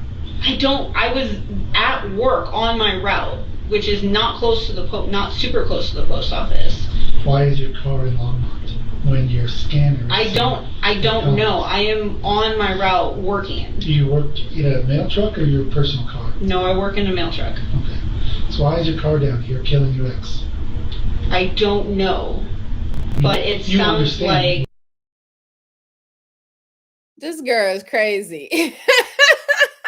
Wait a minute. So if she works in a mail truck, then there's no reason why your car, your actual personal vehicle, should be down there at one of the spots, right?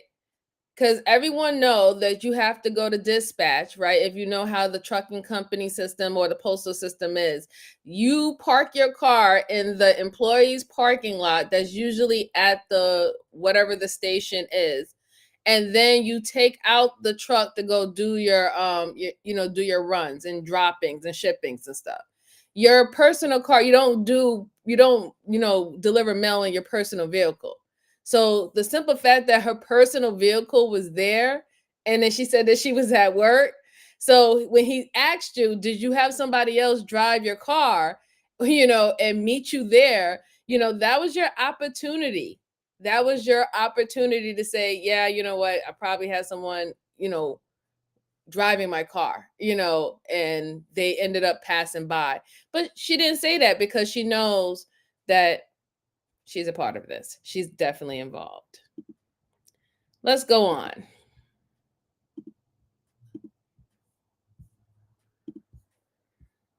Why that's so concerning to you. Yes, I do understand that. Borrow your car? Help me out here. I don't know, but Yeah, and she turned it off. It seems William. like Turned it off. with all of these things that you're going to be doing, that I need to have a lawyer ask for a lawyer, or I don't know. As soon as Devon says the word lawyer, the detective is forced to shut down the interrogation. As the detective is taking gunpowder residue samples, the postal inspector enters the room and asks if he can speak with Devon. Well, first off, I'm sorry about what's happened today. So today's been a stressful day for you, for your child. So I understand that. I don't think you do. Well, I can empathize with the fact that it's probably one of the worst days in your life. So on top of what happened, my child was picked up by the police from school, and I was not contacted. Okay. And I know that it had nothing to do with you. I know. I understand. I'm a father. I've got kids myself. That would upset me too. I'm not allowed to see my son. Like, doesn't understand what's happened, and he was put in a police car, which he loves police, so I'm sure he was like, hey, this is fun. Sure. But he's traumatized. Like, he doesn't know what's going on. He's not allowed to see me. He's not allowed to see his father. His father's not here. Yeah, how about as soon as we're done, let's make sure that gets scored away. I'm sure he's being taken care of right now. They have folks that would be watching him right now. But I'll make sure you see him after we chit-chat, okay? But let me start off with, how long have you worked up at the Loveland Post Office? Since the end of June or the beginning of July. I don't remember my exact date. So, so you were working today, because today's Wednesday. So where do you actually live? I live in Fort Collins. In Fort Collins? Do you live by yourself? Yes, it's just me and my son. You and your son? Okay. And then tell me about your day. What happened after you checked in? What route did you have today? I had Route 14, but I'm assuming that you all know that since you've checked the scanner. I haven't personally checked it, so I don't know, honestly. So did you case mail for a while, or how does that work? Yes, I cased most of my route, and then I cased my route. It took everything to the street, and I started delivering about 10:30. Okay. So you left the post office around 10:30? Yes. Okay. So between 8 and 10:30, you were working, yes, casing your mail. Yes. Did you have a lot of packages? Not today, no. Okay. So tell me about your day. So you started scanning packages, you started your route, and then what happened? My guy AJ, he lives on that route, and so since Wednesdays are his day off, and no, it is Warren. I never saw it, so I'm very reviewing it with complicated you with guys. us. I Shout out tried to you. Don't worry about it. see him on his day off. Okay. So you stopped by on your route, Yes. hang out with him. Did you do that today? Yes, I do it every Wednesday. Okay, every Wednesday, that's kind of your normal routine. Yes. What time did you get over to his place? I don't know. I don't know exactly when I got over there. Thank you, Okay. Mary. I wasn't really looking at the time. I was ahead of what I normally am for that day. According to the police report, Andrew Richie, who was Devon's boyfriend, helped her plan the murder. On the day of the murder, he followed Jason on his route while in constant communication with Devon to let her know his location. He too will be interviewed by police in this video. Let me ask you this. So, just talking about AJ, you said he's been a correctional officer, and of course being a law enforcement officer, he has a gun. Have you ever shot a gun before? Yes, multiple times. Okay. When's the last time you've ever shot a gun before? Over a year ago. Okay. And whose gun was that? It was one of his. One of AJ's? When's the last time you shot a handgun? A really long time ago, like over 10 years ago. Okay. Yeah. So, do you know how to shoot a handgun? I mean, I guess I would know the basics just like every other gun, but I don't know Okay. specifically what you're asking. Well, I'm asking, you said you don't have a gun. No. Do you know how Jason passed away today? Yes, they said he was shot. Okay. Who said that? The detective. Okay. The detective told you he was shot? The detective told me he was shot in the face. The detective said shot in the face? Okay. Now, how did it make you feel to find out that the father of your child was shot in the face with a gun? Yeah, it's terrifying. Mm-hmm. It's not, I'm very upset about it. I know that, like I said, I know that we've had our issues, but... Okay. Would there be any reason when they put your clothes under a microscope, they're going to see any type of gunshot residue? Okay. You're 100% positive that they won't find any? Okay. And if they do, what would that mean? Couldn't give you an answer for that. Okay. So one of the other things that happens, especially in these types of things where it's like kind of closer range, like the other thing that happens is like there's microscopic like blood droplets that come back on people, and it kind of splatters your clothes too. So they're going to take a look for, is there going to be any reason that there's going to be any type of, because they're going to take a look at everything like your shoes, your socks, you know, they have FBI labs here too that can find, I'm sure you've seen like FBI files and all that kind of stuff too. They have labs that pretty much can, what they do is you see how these shoes have like this really intricate weave? Mm-hmm. So they can actually go in there with different tools and technologies and find like blood droplets that you can't even see with the regular microscope. It's like a forensic microscope. So what they're going to do is they're going to take a look at that. So I think probably what they're going to find is some of Jason's blood on your shoes. Would you agree with that? On my shoes? Yeah, I wouldn't yeah. agree with that. Okay, how about on your clothes right here and on your pants? No, Are they going to find any blood droplets when they look at it with this like super sophisticated technology? Mm-hmm. And I want to give you the benefit of the doubt.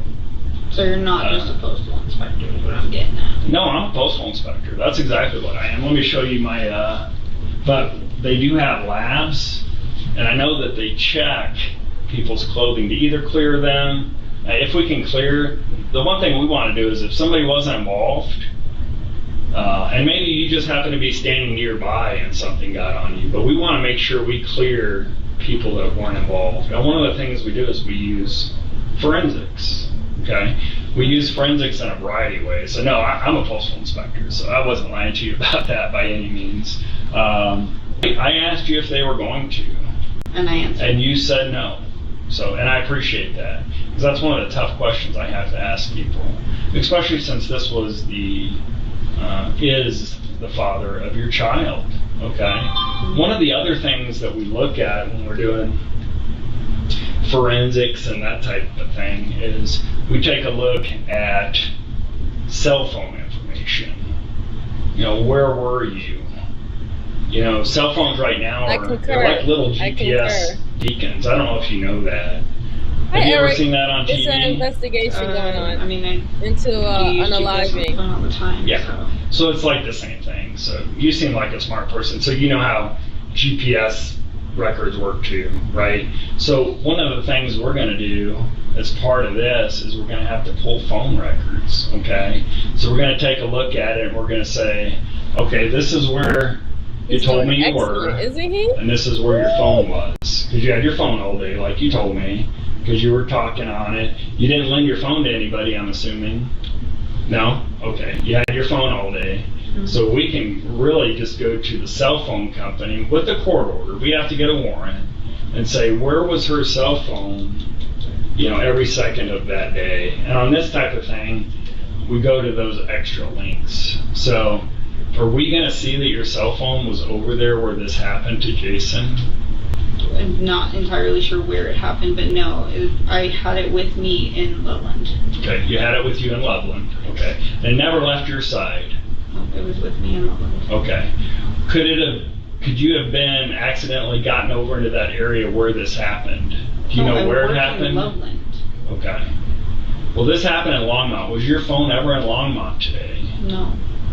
Okay, so when we pull your phone records, is it going to show that your phone was in Longmont? No. Is it going to show that it was in that area? No, I don't know what area, but it hasn't been in Longmont. Okay. The area that is his normal route. I don't know his normal route. Okay. One of the things I really need to ask you about, and I know you're probably nervous, and this is a stressful thing, but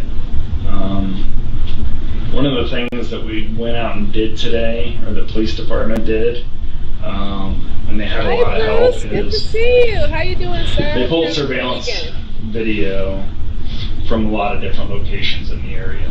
Yes.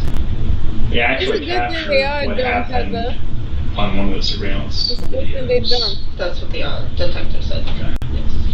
They also captured the vehicle that was involved. Dragon, what's going on? Good to see you. How are you? And they captured the license plate.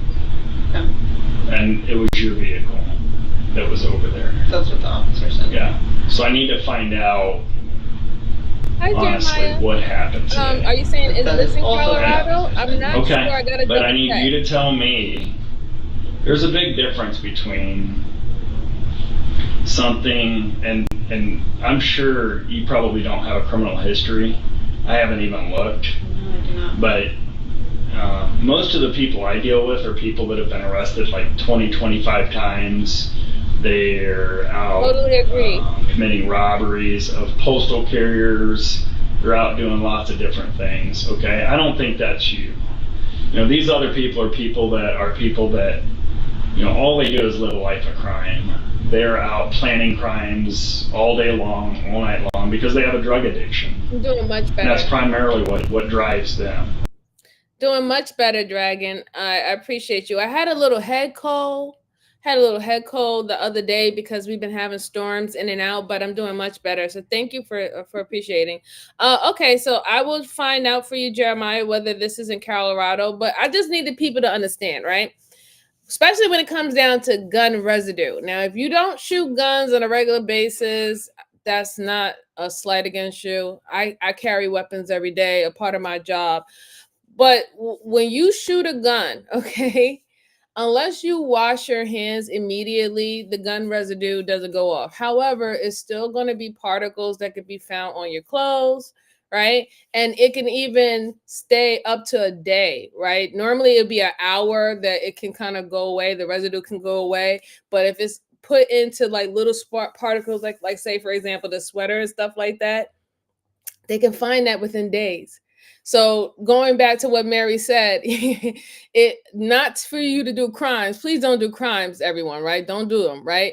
But if you are going to do them, it would be best for you to wash the clothes, or actually burn them would be better. Like she said, burn them.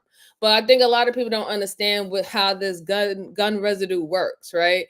And because they don't understand how it works, they leave things like that, when they start getting forensic involved, they start leaving all these trails, and they start looking with the light, and they start seeing all these things on you, and you're like, I don't know what happened. I don't know how that got there. There was a reason why the first detective asked her, do you know how to shoot a gun? And she said, yeah, I know how to shoot a gun. Do you own a gun? No, I don't own a gun. Okay, cool. That's not a crime. When the last time you went shooting? I don't know. The reason why he's asking her that, because he want to see whether she's going to be forthcoming and say, yeah, I just recently shot a gun. She could have said, I went to the shooting range with my new boyfriend the other day, or yesterday, or whatever not. that, you know, they've given her the opportunity, but they already have enough evidence where they sent something back and they're going to check and see whether or not if she has that on her. But she doesn't understand it. She doesn't get it, but she'll realize eventually. Let's go on. Okay. You do not look like the type of person that does drugs. Am I correct? I'm a former. Never done drugs or anything like that. Not necessarily. So you do not seem like the type of person to me. And again, I just met you, and I just got on this, but you don't seem like a cold-blooded killer that's been planning something for years, and that this was your perfect opportunity. To me, based on what I've heard and from talking to you, this is something where something just snapped. You know what I'm saying? It wasn't something out here. Just hold on. Where you were thinking about doing something like this for a long period of time. You weren't planning. I mean, it happened in the middle of the day. This isn't something that happened late at night. This is something that happened in the middle of the day. So you know what almost every house has these days? They have cameras. They have Ring cameras. Right. So we had your car over there. Not you me already saying told me you're the cameras only on person you. that drives that vehicle. I also told you I was at work, and nobody seems to believe that either. So No, we understand that you were at work for part of the time. I believe that. I didn't say that either. Say what? I didn't say part of the time. I said I was at work all of the time. Okay. Well, we understand that you work today. Okay. I don't want to get into the mix with you. But what I am trying to ask you is this: your vehicle was over there where this happened at the time that it happened. We have witnesses and we have surveillance footage. Right, and that's We the always- thing that I said so- to the detective, I don't have an answer for that. Okay, you don't have an answer. You have like zero answer. How do you think something like that could happen? I don't know, and that is where I asked the detective to speak to a lawyer. Do you think somebody stole your car? Again, I'm going to ask to speak to a lawyer Okay. if we're going to continue with this questioning. I don't have an answer for that. Okay. So let me make sure I'm clear with you. If we don't talk about the car, you're fine to continue to help me with Jason, but you don't want to talk about the car. I don't want to talk about something that you are saying is incriminating me Okay. when I did not do this. I'm just saying that the vehicle was there. And I just said I don't have a response for it. Okay. I don't have an answer. I don't know how to tell you that Well, I the guess- car was there while I was at work in Loveland. Okay. Okay. Well, if you're fine with it, can I show you a picture of the car that was there? Would you be comfortable with me doing that? You can show me whatever you like. Like I said, I am asking for a lawyer to speak to for any further questioning. Okay. So you don't want to talk to me anymore to help us with this at all? I have helped. Okay. So I just want to make Hey, sure we're Kim. clear. Hey, You don't good want to to talk see to me you. anymore about this? Bye. You're seeking an invocation of your right to an attorney, which is fine. I just want to make sure we're absolutely clear, because before you weren't. I want to make sure, because it seemed like you were helping She me, did definitely I and get we it. were working on it, Yeah. and I'm trying to figure out, like, did somebody take your car or anything like that? So I don't have want nothing to hide about my day because I was at work.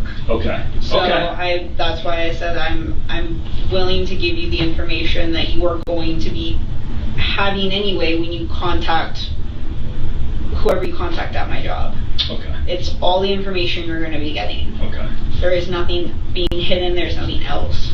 Okay. So if we don't talk about your car, do you want to continue this conversation, or are you done with the conversation? There really Don't isn't wanna help anymore? else to say. I've said my day. I've said what I needed to say. I don't see what other questions you would have. Well, I'd like to know, who do you think would have done this to Jason? I don't know who would have done this to Jason. I don't know his life anymore. I am no longer a part of it. He made that perfectly clear when he decided to, for lack of better words, sleep with my sister. Okay. So I didn't know that. She doesn't get it. She should have been quiet. The more that she talks, she's letting him know what her motive was, right? She's letting him know what her motive was. Scorn ex, the ultimate betrayal. Her ex, her baby father slept with her sister, right?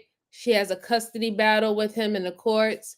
A ruling came down that wasn't her favor in the custody battle. You're giving him motive. And the funny thing about it is that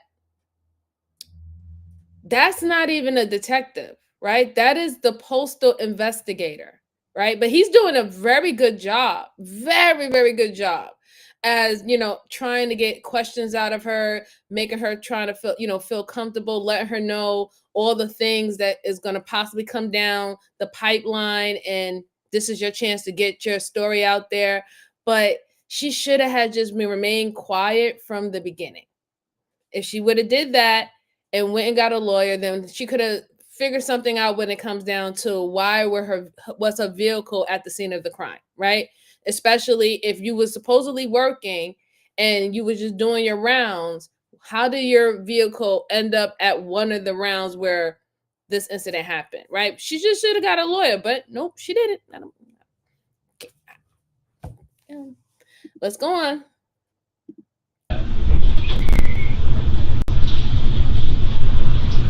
Right. So here's the situation. I need you to go ahead and turn around for me. Turn around. Put your hands behind your back. Interlace your fingers. Do not move, okay? Am I under arrest then? We'll discuss that here in just a second.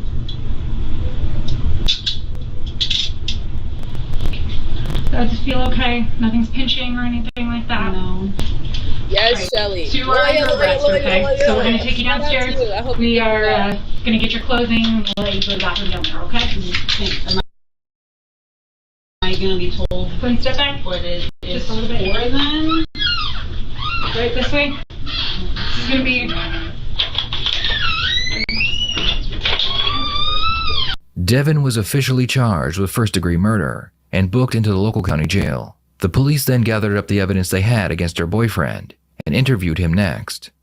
This is down at the scene, the neighborhood of the shooting. You can see the time, 12:06. That's her car. So originally you told us that she was up there at your house with you until 12:15 when you left to go to Hooters. Can you explain that? We're trying to verify Devon's timeline right now. That's the thing. Yeah. She was not with me. That's her car, pretty close to where Jason was killed. We've got. Did you drop her off at work? You did that morning? Okay, so you dropped her off at the... Okay, I figured you said you didn't want to answer questions about where you went that day, so that's why I'm just asking if you dropped her off at work. Okay, so on the morning of the 13th, you dropped her off at the post office. Okay. Did she ever bring her car over to your house after that? Her car was parked it was right up the road from my house. Her car was... Okay. Her car is parked up the road from your house. You had taken her to work. Okay. So did you have to pick her back up from work afterwards so she could get her car? Yes. Okay. I'm asking that just because obviously she would need to figure out a way to get back home after that. Does that make sense? The officers pull out a picture that was taken from Andrew's phone. The photo shows the victim, Jason Schaefer, on his mail route. Andrew explains that he was following Jason on the day of the murder to ensure that Devon did not follow through with her plan to kill him. That's off your phone. 2 days before this happened. Can you explain that?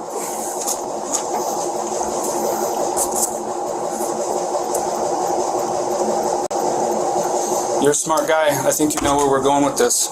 Yeah, so if you want to give us answers, now's the time to give them to us. These investigations move fast. You know that. We get this data fast. You only get a couple opportunities to give us explanations for what's going on. We're trying to find the truth.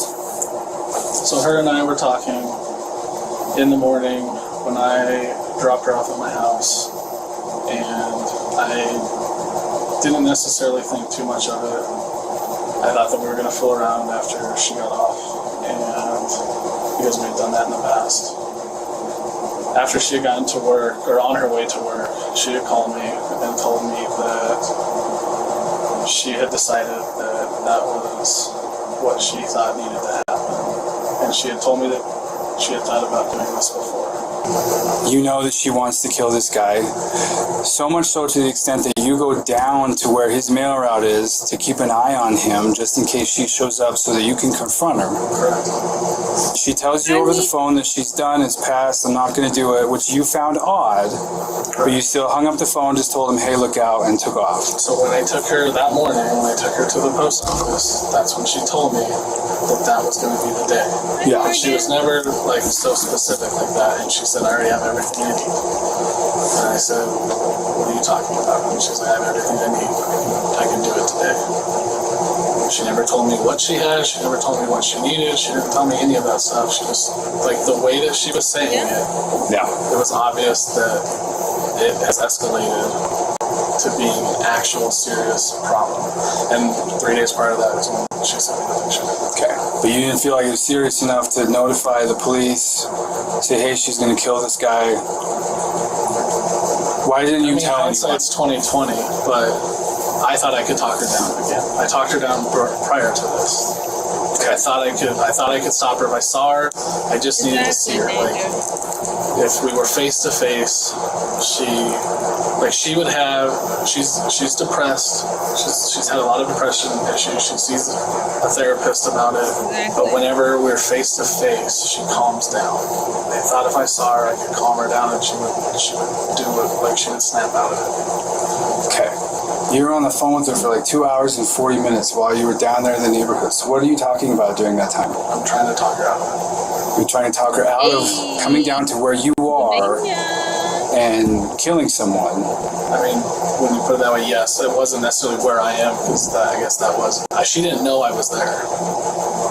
Like, I'm just trying to talk her out of it. But I had a feeling... But she knew you weren't at your house because she stopped by at your house. So she didn't ask you where you were? What did you tell her when she asked you where you were? She did ask me where I was. Okay, what did you tell her? I told her I was out at lunch with my friends. Okay.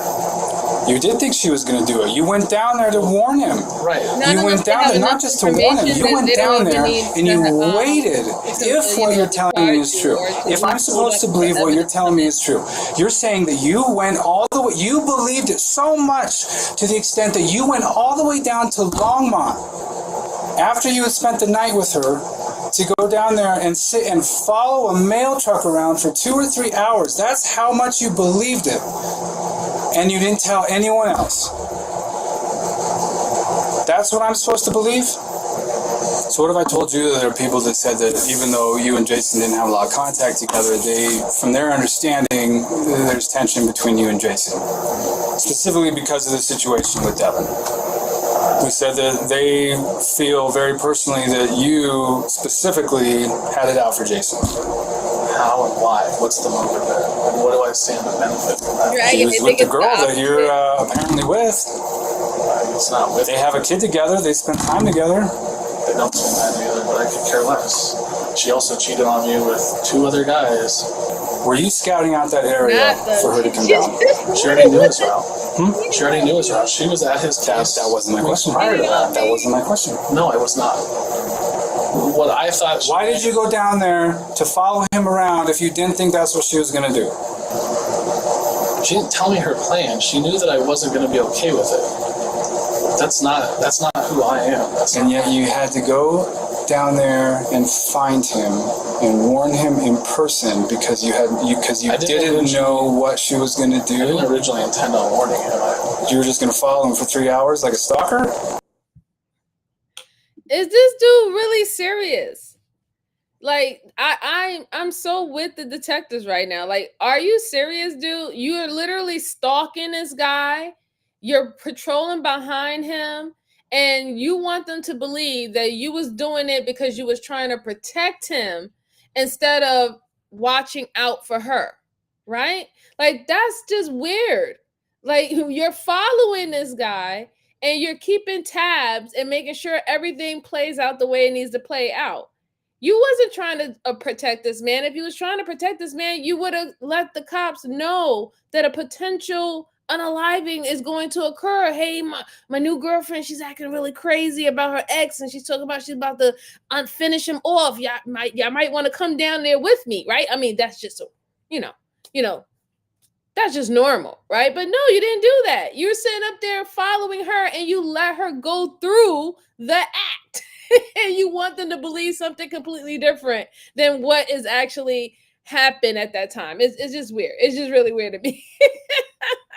It's not funny, but it's just weird how he's saying this with a straight face and he truly believes that what he said makes sense. Yeah, I'm not going to call the cops, but I'm going to almost follow him for 3 hours straight until she decides to go ahead with unaliving him. And then I'm going to go, no, don't do it. Stop.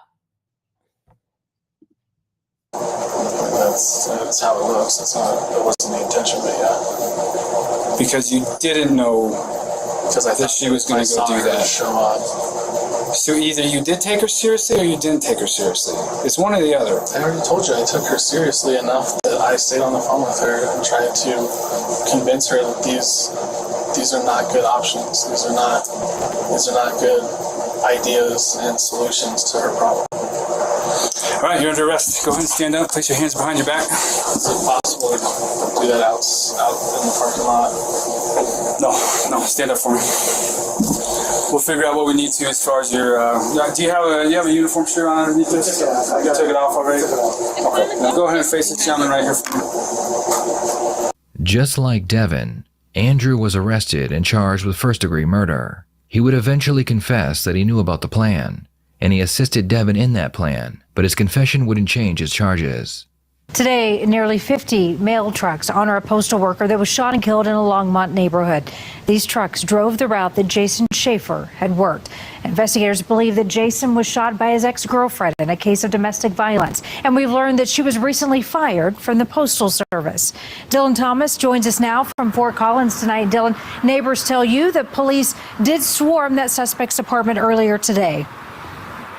Yeah, I'm told this morning many officers swarmed the Marymount apartment complex where the suspect in this murder, Devon Shriner, once lived. Residents who wish not to go on camera told CBS 4 they watched as officers went through the apartment, through the trash, and even questioned neighbors at times to see if they knew anything about this case. A 12-page arrest affidavit obtained by CBS 4 gives us a clearer idea as to what led up to Wednesday's tragic murder of a postal worker. Police say the suspected shooter, Devon Shriner, stalked her ex-lover on his route as a mail carrier. Shriner, who was just fired from her job at the same post office her ex worked 2 weeks ago, allegedly parked her 2017 Nissan Rogue blocks away from the shooting. Shortly after starting his delivery, residents in the Longmont neighborhood called 911, saying their post office worker had been shot and killed. Surveillance video recorded the sound of 4 shots, followed by a clip of someone running from the scene in a dark hoodie and blue COVID mask. A similar hoodie, a blue mask, and Nissan Rogue were allegedly found to be with Devon Wednesday night, and GPS technology suggested she was in the area of the shooting in Longmont before returning home to this Fort Collins apartment. Thursday morning, with a warrant in hand, police collected evidence in the home, combing through the trash, even questioning neighbors at times. The apartment appeared to be empty and dark, but belongings found outside suggested a kid lived there. And court documents obtained by CBS 4 suggest that kid may be at the center of this entire ordeal. Court documents show that just a few years ago, the victim in this case filed for a restraining order against the suspect, and then just within the last month, the victim had asked for more custody of their child. In the end, both Andrew and Devon were convicted of first-degree murder and sentenced to life in prison without the possibility of parole. I'd love to hear your thoughts on this case.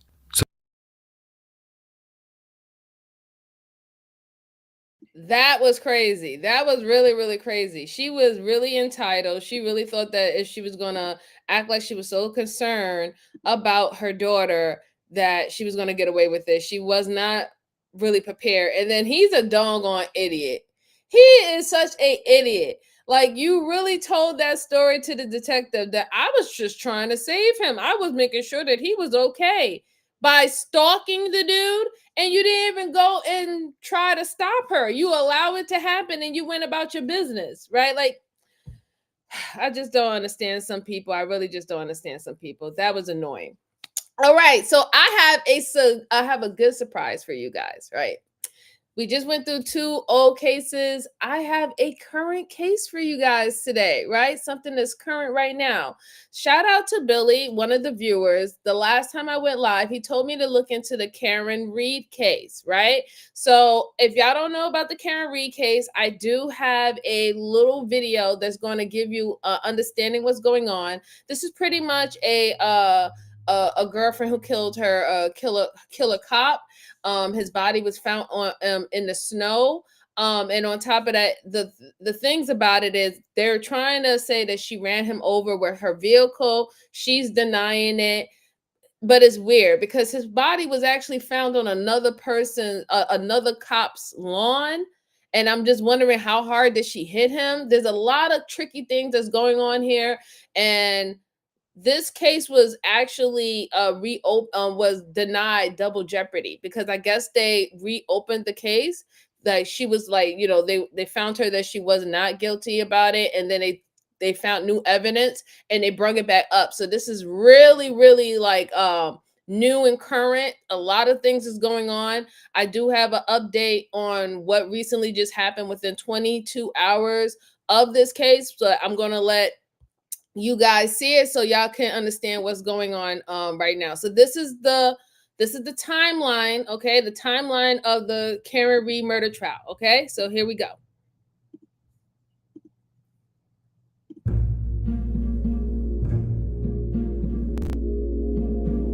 Big break in the case of a Boston police officer found dying in the snow during the blizzard. John O'Keefe was found dead outside of a home in Canton over the weekend. And the big shocker, his girlfriend from Mansfield now charged with manslaughter. Could I have hit him? Did I hit him? That's what the prosecution alleges Karen Reed told a friend after dropping John O'Keefe off at a home on Fairview Road in Canton, where he was later found in the snow. The courtroom was filled with Boston police officers and the families of both Reed and O'Keefe, who listened as the assistant Norfolk district attorney laid out this timeline. He said the two were going out drinking at a couple of bars on Friday night before deciding to go to that home on Fairview Road. Reed dropped O'Keefe off there early Saturday morning, did a 3-point turn, and left to go home. While home, Reed's lawyer says she tried getting a hold of O'Keefe. At 4:30 in the morning, my client is placing multiple calls to the victim in this case, to her boyfriend, wondering where he is, why he hasn't come home. When she couldn't get in touch, she went back to Fairview Road to see if he was there. At the time, it was snowing heavily, creating poor visibility. O'Keefe was found around 6 Saturday morning and later pronounced dead at a hospital. She discovered the victim in the morning. She observed him lying face up, snow on his legs, eyes swollen and blood coming from his nose and mouth. Prosecutors say red pieces of plastic that matched the missing pieces from the broken taillight on Reed's car were also found at the scene, while the defense argued manslaughter charges are not justified. There was no criminal intent. This was not some random stranger. This was my client's boyfriend, somebody with whom she was in love. We were happy, having fun, laughing, just very normal. Her attorneys argued that evidence being withheld from them will show the people inside the home are responsible. Instead of finally investigating the people who had a motive to kill John O'Keefe, who beat him and left him to die in the cold in a blizzard, the prosecution has chosen instead to dig their heels in. This will not end well for them. The attorneys have filed motions to get the phone records of homeowner Brian Albert and his sister-in-law, Jennifer McCabe. Why did Jennifer McCabe Google search how long to die in cold at 2:27 in the morning, 3.5 hours before she would have any reason to believe that John O'Keefe was dying in the cold in front of Brian Albert's house? The defense argues Albert, who has a history of fighting, attacked O'Keefe along with his 90-pound German Shepherd.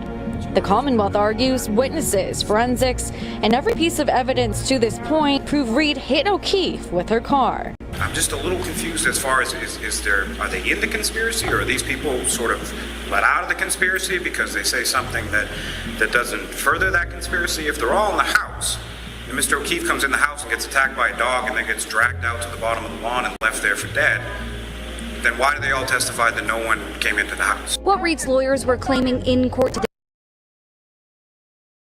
Yeah, there's a lot of cover up that's going on with this, a lot of cover up. And when I looked at his wounds, those wounds that he had does not only look like he got hit by a car, right? It looked like he was actually like in a fight or something, or somebody was using an object on him. They didn't just look like internal bruises when you get hit by a vehicle, right? It was very weird. And then they said dogs sicked on him, like, so you had dogs biting him and ripping his skin to shreds.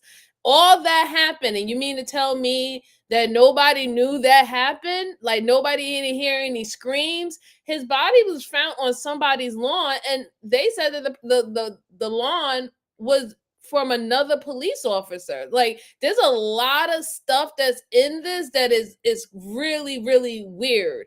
And on top of that, the witnesses and everybody that the defense attorney, which I'm going to talk about a little bit later, the defense attorney brought in witnesses that was never agreed upon by the prosecutor for them to come and to give their testimony, which I find it odd because they're from a private, like, because usually with prosecutors and defense attorney, when they get their jury together, they pick and wean out who they want to be on this, so the person can be trial by their peers. These number of witnesses were not agreed upon, nor have the prosecutor ever seen them before. So that's why when we go to the most current update of the case, it's at a halt right now because it's very concerning things that's going on. Where is these witnesses coming from? How did that get through? And it seemed that the defense attorney, they didn't do a good job for their client, and she might pay the price for it. But let's go on. Today is that there is corruption in this case that might include Judge Cannone. Alan Jackson, Reed's attorney, pulled out a text message that he says Boston Police Detective Sean McCabe sent to a reporter claiming that McCabe had ties to the judge. Reed's defense requested the judge to step down. She denied that motion and any ties to anyone in this case. I've never interacted with him, and I certainly never have socialized with him. If you look behind me, you can actually see the barricades set up right now surrounding the courthouse. It's all because of the protests that we've seen in the weeks leading up to this trial. Reed is accused of backing her SUV into her boyfriend, Boston police officer John O'Keefe, and leaving him to die in a 2022 snowstorm. Reed pleaded not guilty to the second-degree murder charge. Her attorneys claim she's being framed as part of a cover-up. The case has drawn a lot of attention, especially from supporters of Reed. That's why state prosecutors have put restrictions in place like that buffer zone that I mentioned. Some argue it's against their First Amendment rights. Commonwealth is calling it a buffer zone, but they might as well call it a restraining order against the citizens of Massachusetts. I think she's very unjustly been treated by the state of Massachusetts. Karen Reed could be any one of us. Thank God she has the money and the means to fight this. But if it was us, one of everyday person, we'd be in jail by now, and you wouldn't even know about this. What has this process been like for your family? It's been hell. It's been 26, 27 months of hell. She said, I hit him. She repeated it. There was a woman standing across from her who I believe at that point said, you're hysterical, you need to calm down. Something like, he's dead. All I recall her saying was, is he alive? Cross-examination of firefighter Flamati was contentious, as the defense asked him where he was in a video, why his claims weren't in a report, and what he said at the hospital. You directly told the doctors and nurses that there was a question about whether or not he was hit by a vehicle, right? Yes. Have you ever said that in any context, either to the police or in a grand jury before today? I don't recall. Boston police officer John O'Keefe's family emotional in court today as the 911 call from the morning he died was played. I want to do that outside. I don't know. How many pieces of taillight did you find on or around that property? That morning, none. Reed's attorneys who allege a cover-up also questioning why inside the home wasn't searched thoroughly that morning. Nobody put John O'Keefe anywhere but where he was found. The defendant kissed me. And how did she kiss you? Not like a friend. ATF agent Brian Higgins, who had an office at the Canton police station, taking the stand in the Karen Reed murder trial. Defendant responded, "You're hot." I responded, "Are you serious or messing with me?" Defendant responded, "No, I'm serious." Prosecutors showing pages of flirty texts between the two. The same month, Reed's boyfriend, John O'Keefe, was found dead at 34 Fairview Road in Canton. Good to see you, sweetheart. I'm not proud of these text messages. It is what it is. I take responsibility for them. But, you know, John was a friend at the same time. And if they were at the end of the relationship, they were at the end of their relationship. But I wasn't going to have somebody utilize me. On cross-examination, Reed's attorney pointing out she didn't answer Higgins' text at the bar hours before O'Keefe died. Well, why are you ignoring me? It's not correct. Well, am I chopped liver? So where's your phone? I do not have that phone anymore. You've destroyed that phone, haven't you? No, I threw the phone away. Why would you throw That's the phone destroying away? the phone, isn't it?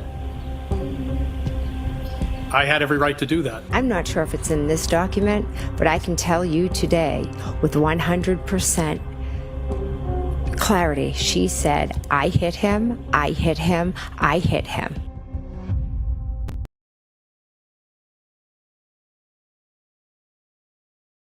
All right, so that was just an update to anybody who didn't know what this was about. So now I'm about to show you what recently happened in the past 22 hours in this case, right? So the defense attorney is going through scrutiny due to, like I said, the handling of witnesses throughout the months. It seems very, very sus. And shout out to my sis, Miss Ariel, for becoming a member to the level of Let's Talk About It. I appreciate you, sis. I appreciate you as always. And let's see this update that happened within 22 hours. Okay. And then I'll give you some of my final thoughts. Earlier this week, Judge Beverly Cannoni abruptly ended a hearing over what she called, quote, grave concerns. Well, tonight we're getting a better idea of what the judge was so worked up about. All right. Karen Reed's defense team on the hot seat after new information about experts in the first trial. The defense presented those experts as independent government witnesses. These experts did not arise from us. I understand that. These experts were hired by the federal government. So I'm to believe that the defense is calling 3 witnesses that you've never spoken to and putting them on the stand here that's essentially it. We've spoken to them only for the purposes of coordination of their testimony and their background. That's it. We have not been able to interview them regarding their findings. The experts in question are from a firm called ARCA. And in Reed's first trial, they testified that the damage to Reed's SUV and injuries to her boyfriend were not consistent with a crash. But this week, prosecutor Hank Brennan told the court that the defense actually paid those experts and pointed to a bill ARCA sent to Reed's defense team for nearly $24,000. Brennan also presenting emails between the two discussing testimony. What the judge was rightfully concerned about, as any judge would be, was there a misrepresentation of facts or an omission of facts back in June so that the jury and the court did not get a full picture on who these expert witnesses were and where their biases might lie. Now, the judge told Reed's team to be ready to answer questions about those experts when she resumes the pretrial hearing on Tuesday. In the newsroom, I'm Mary Salata, WCB News Center 5.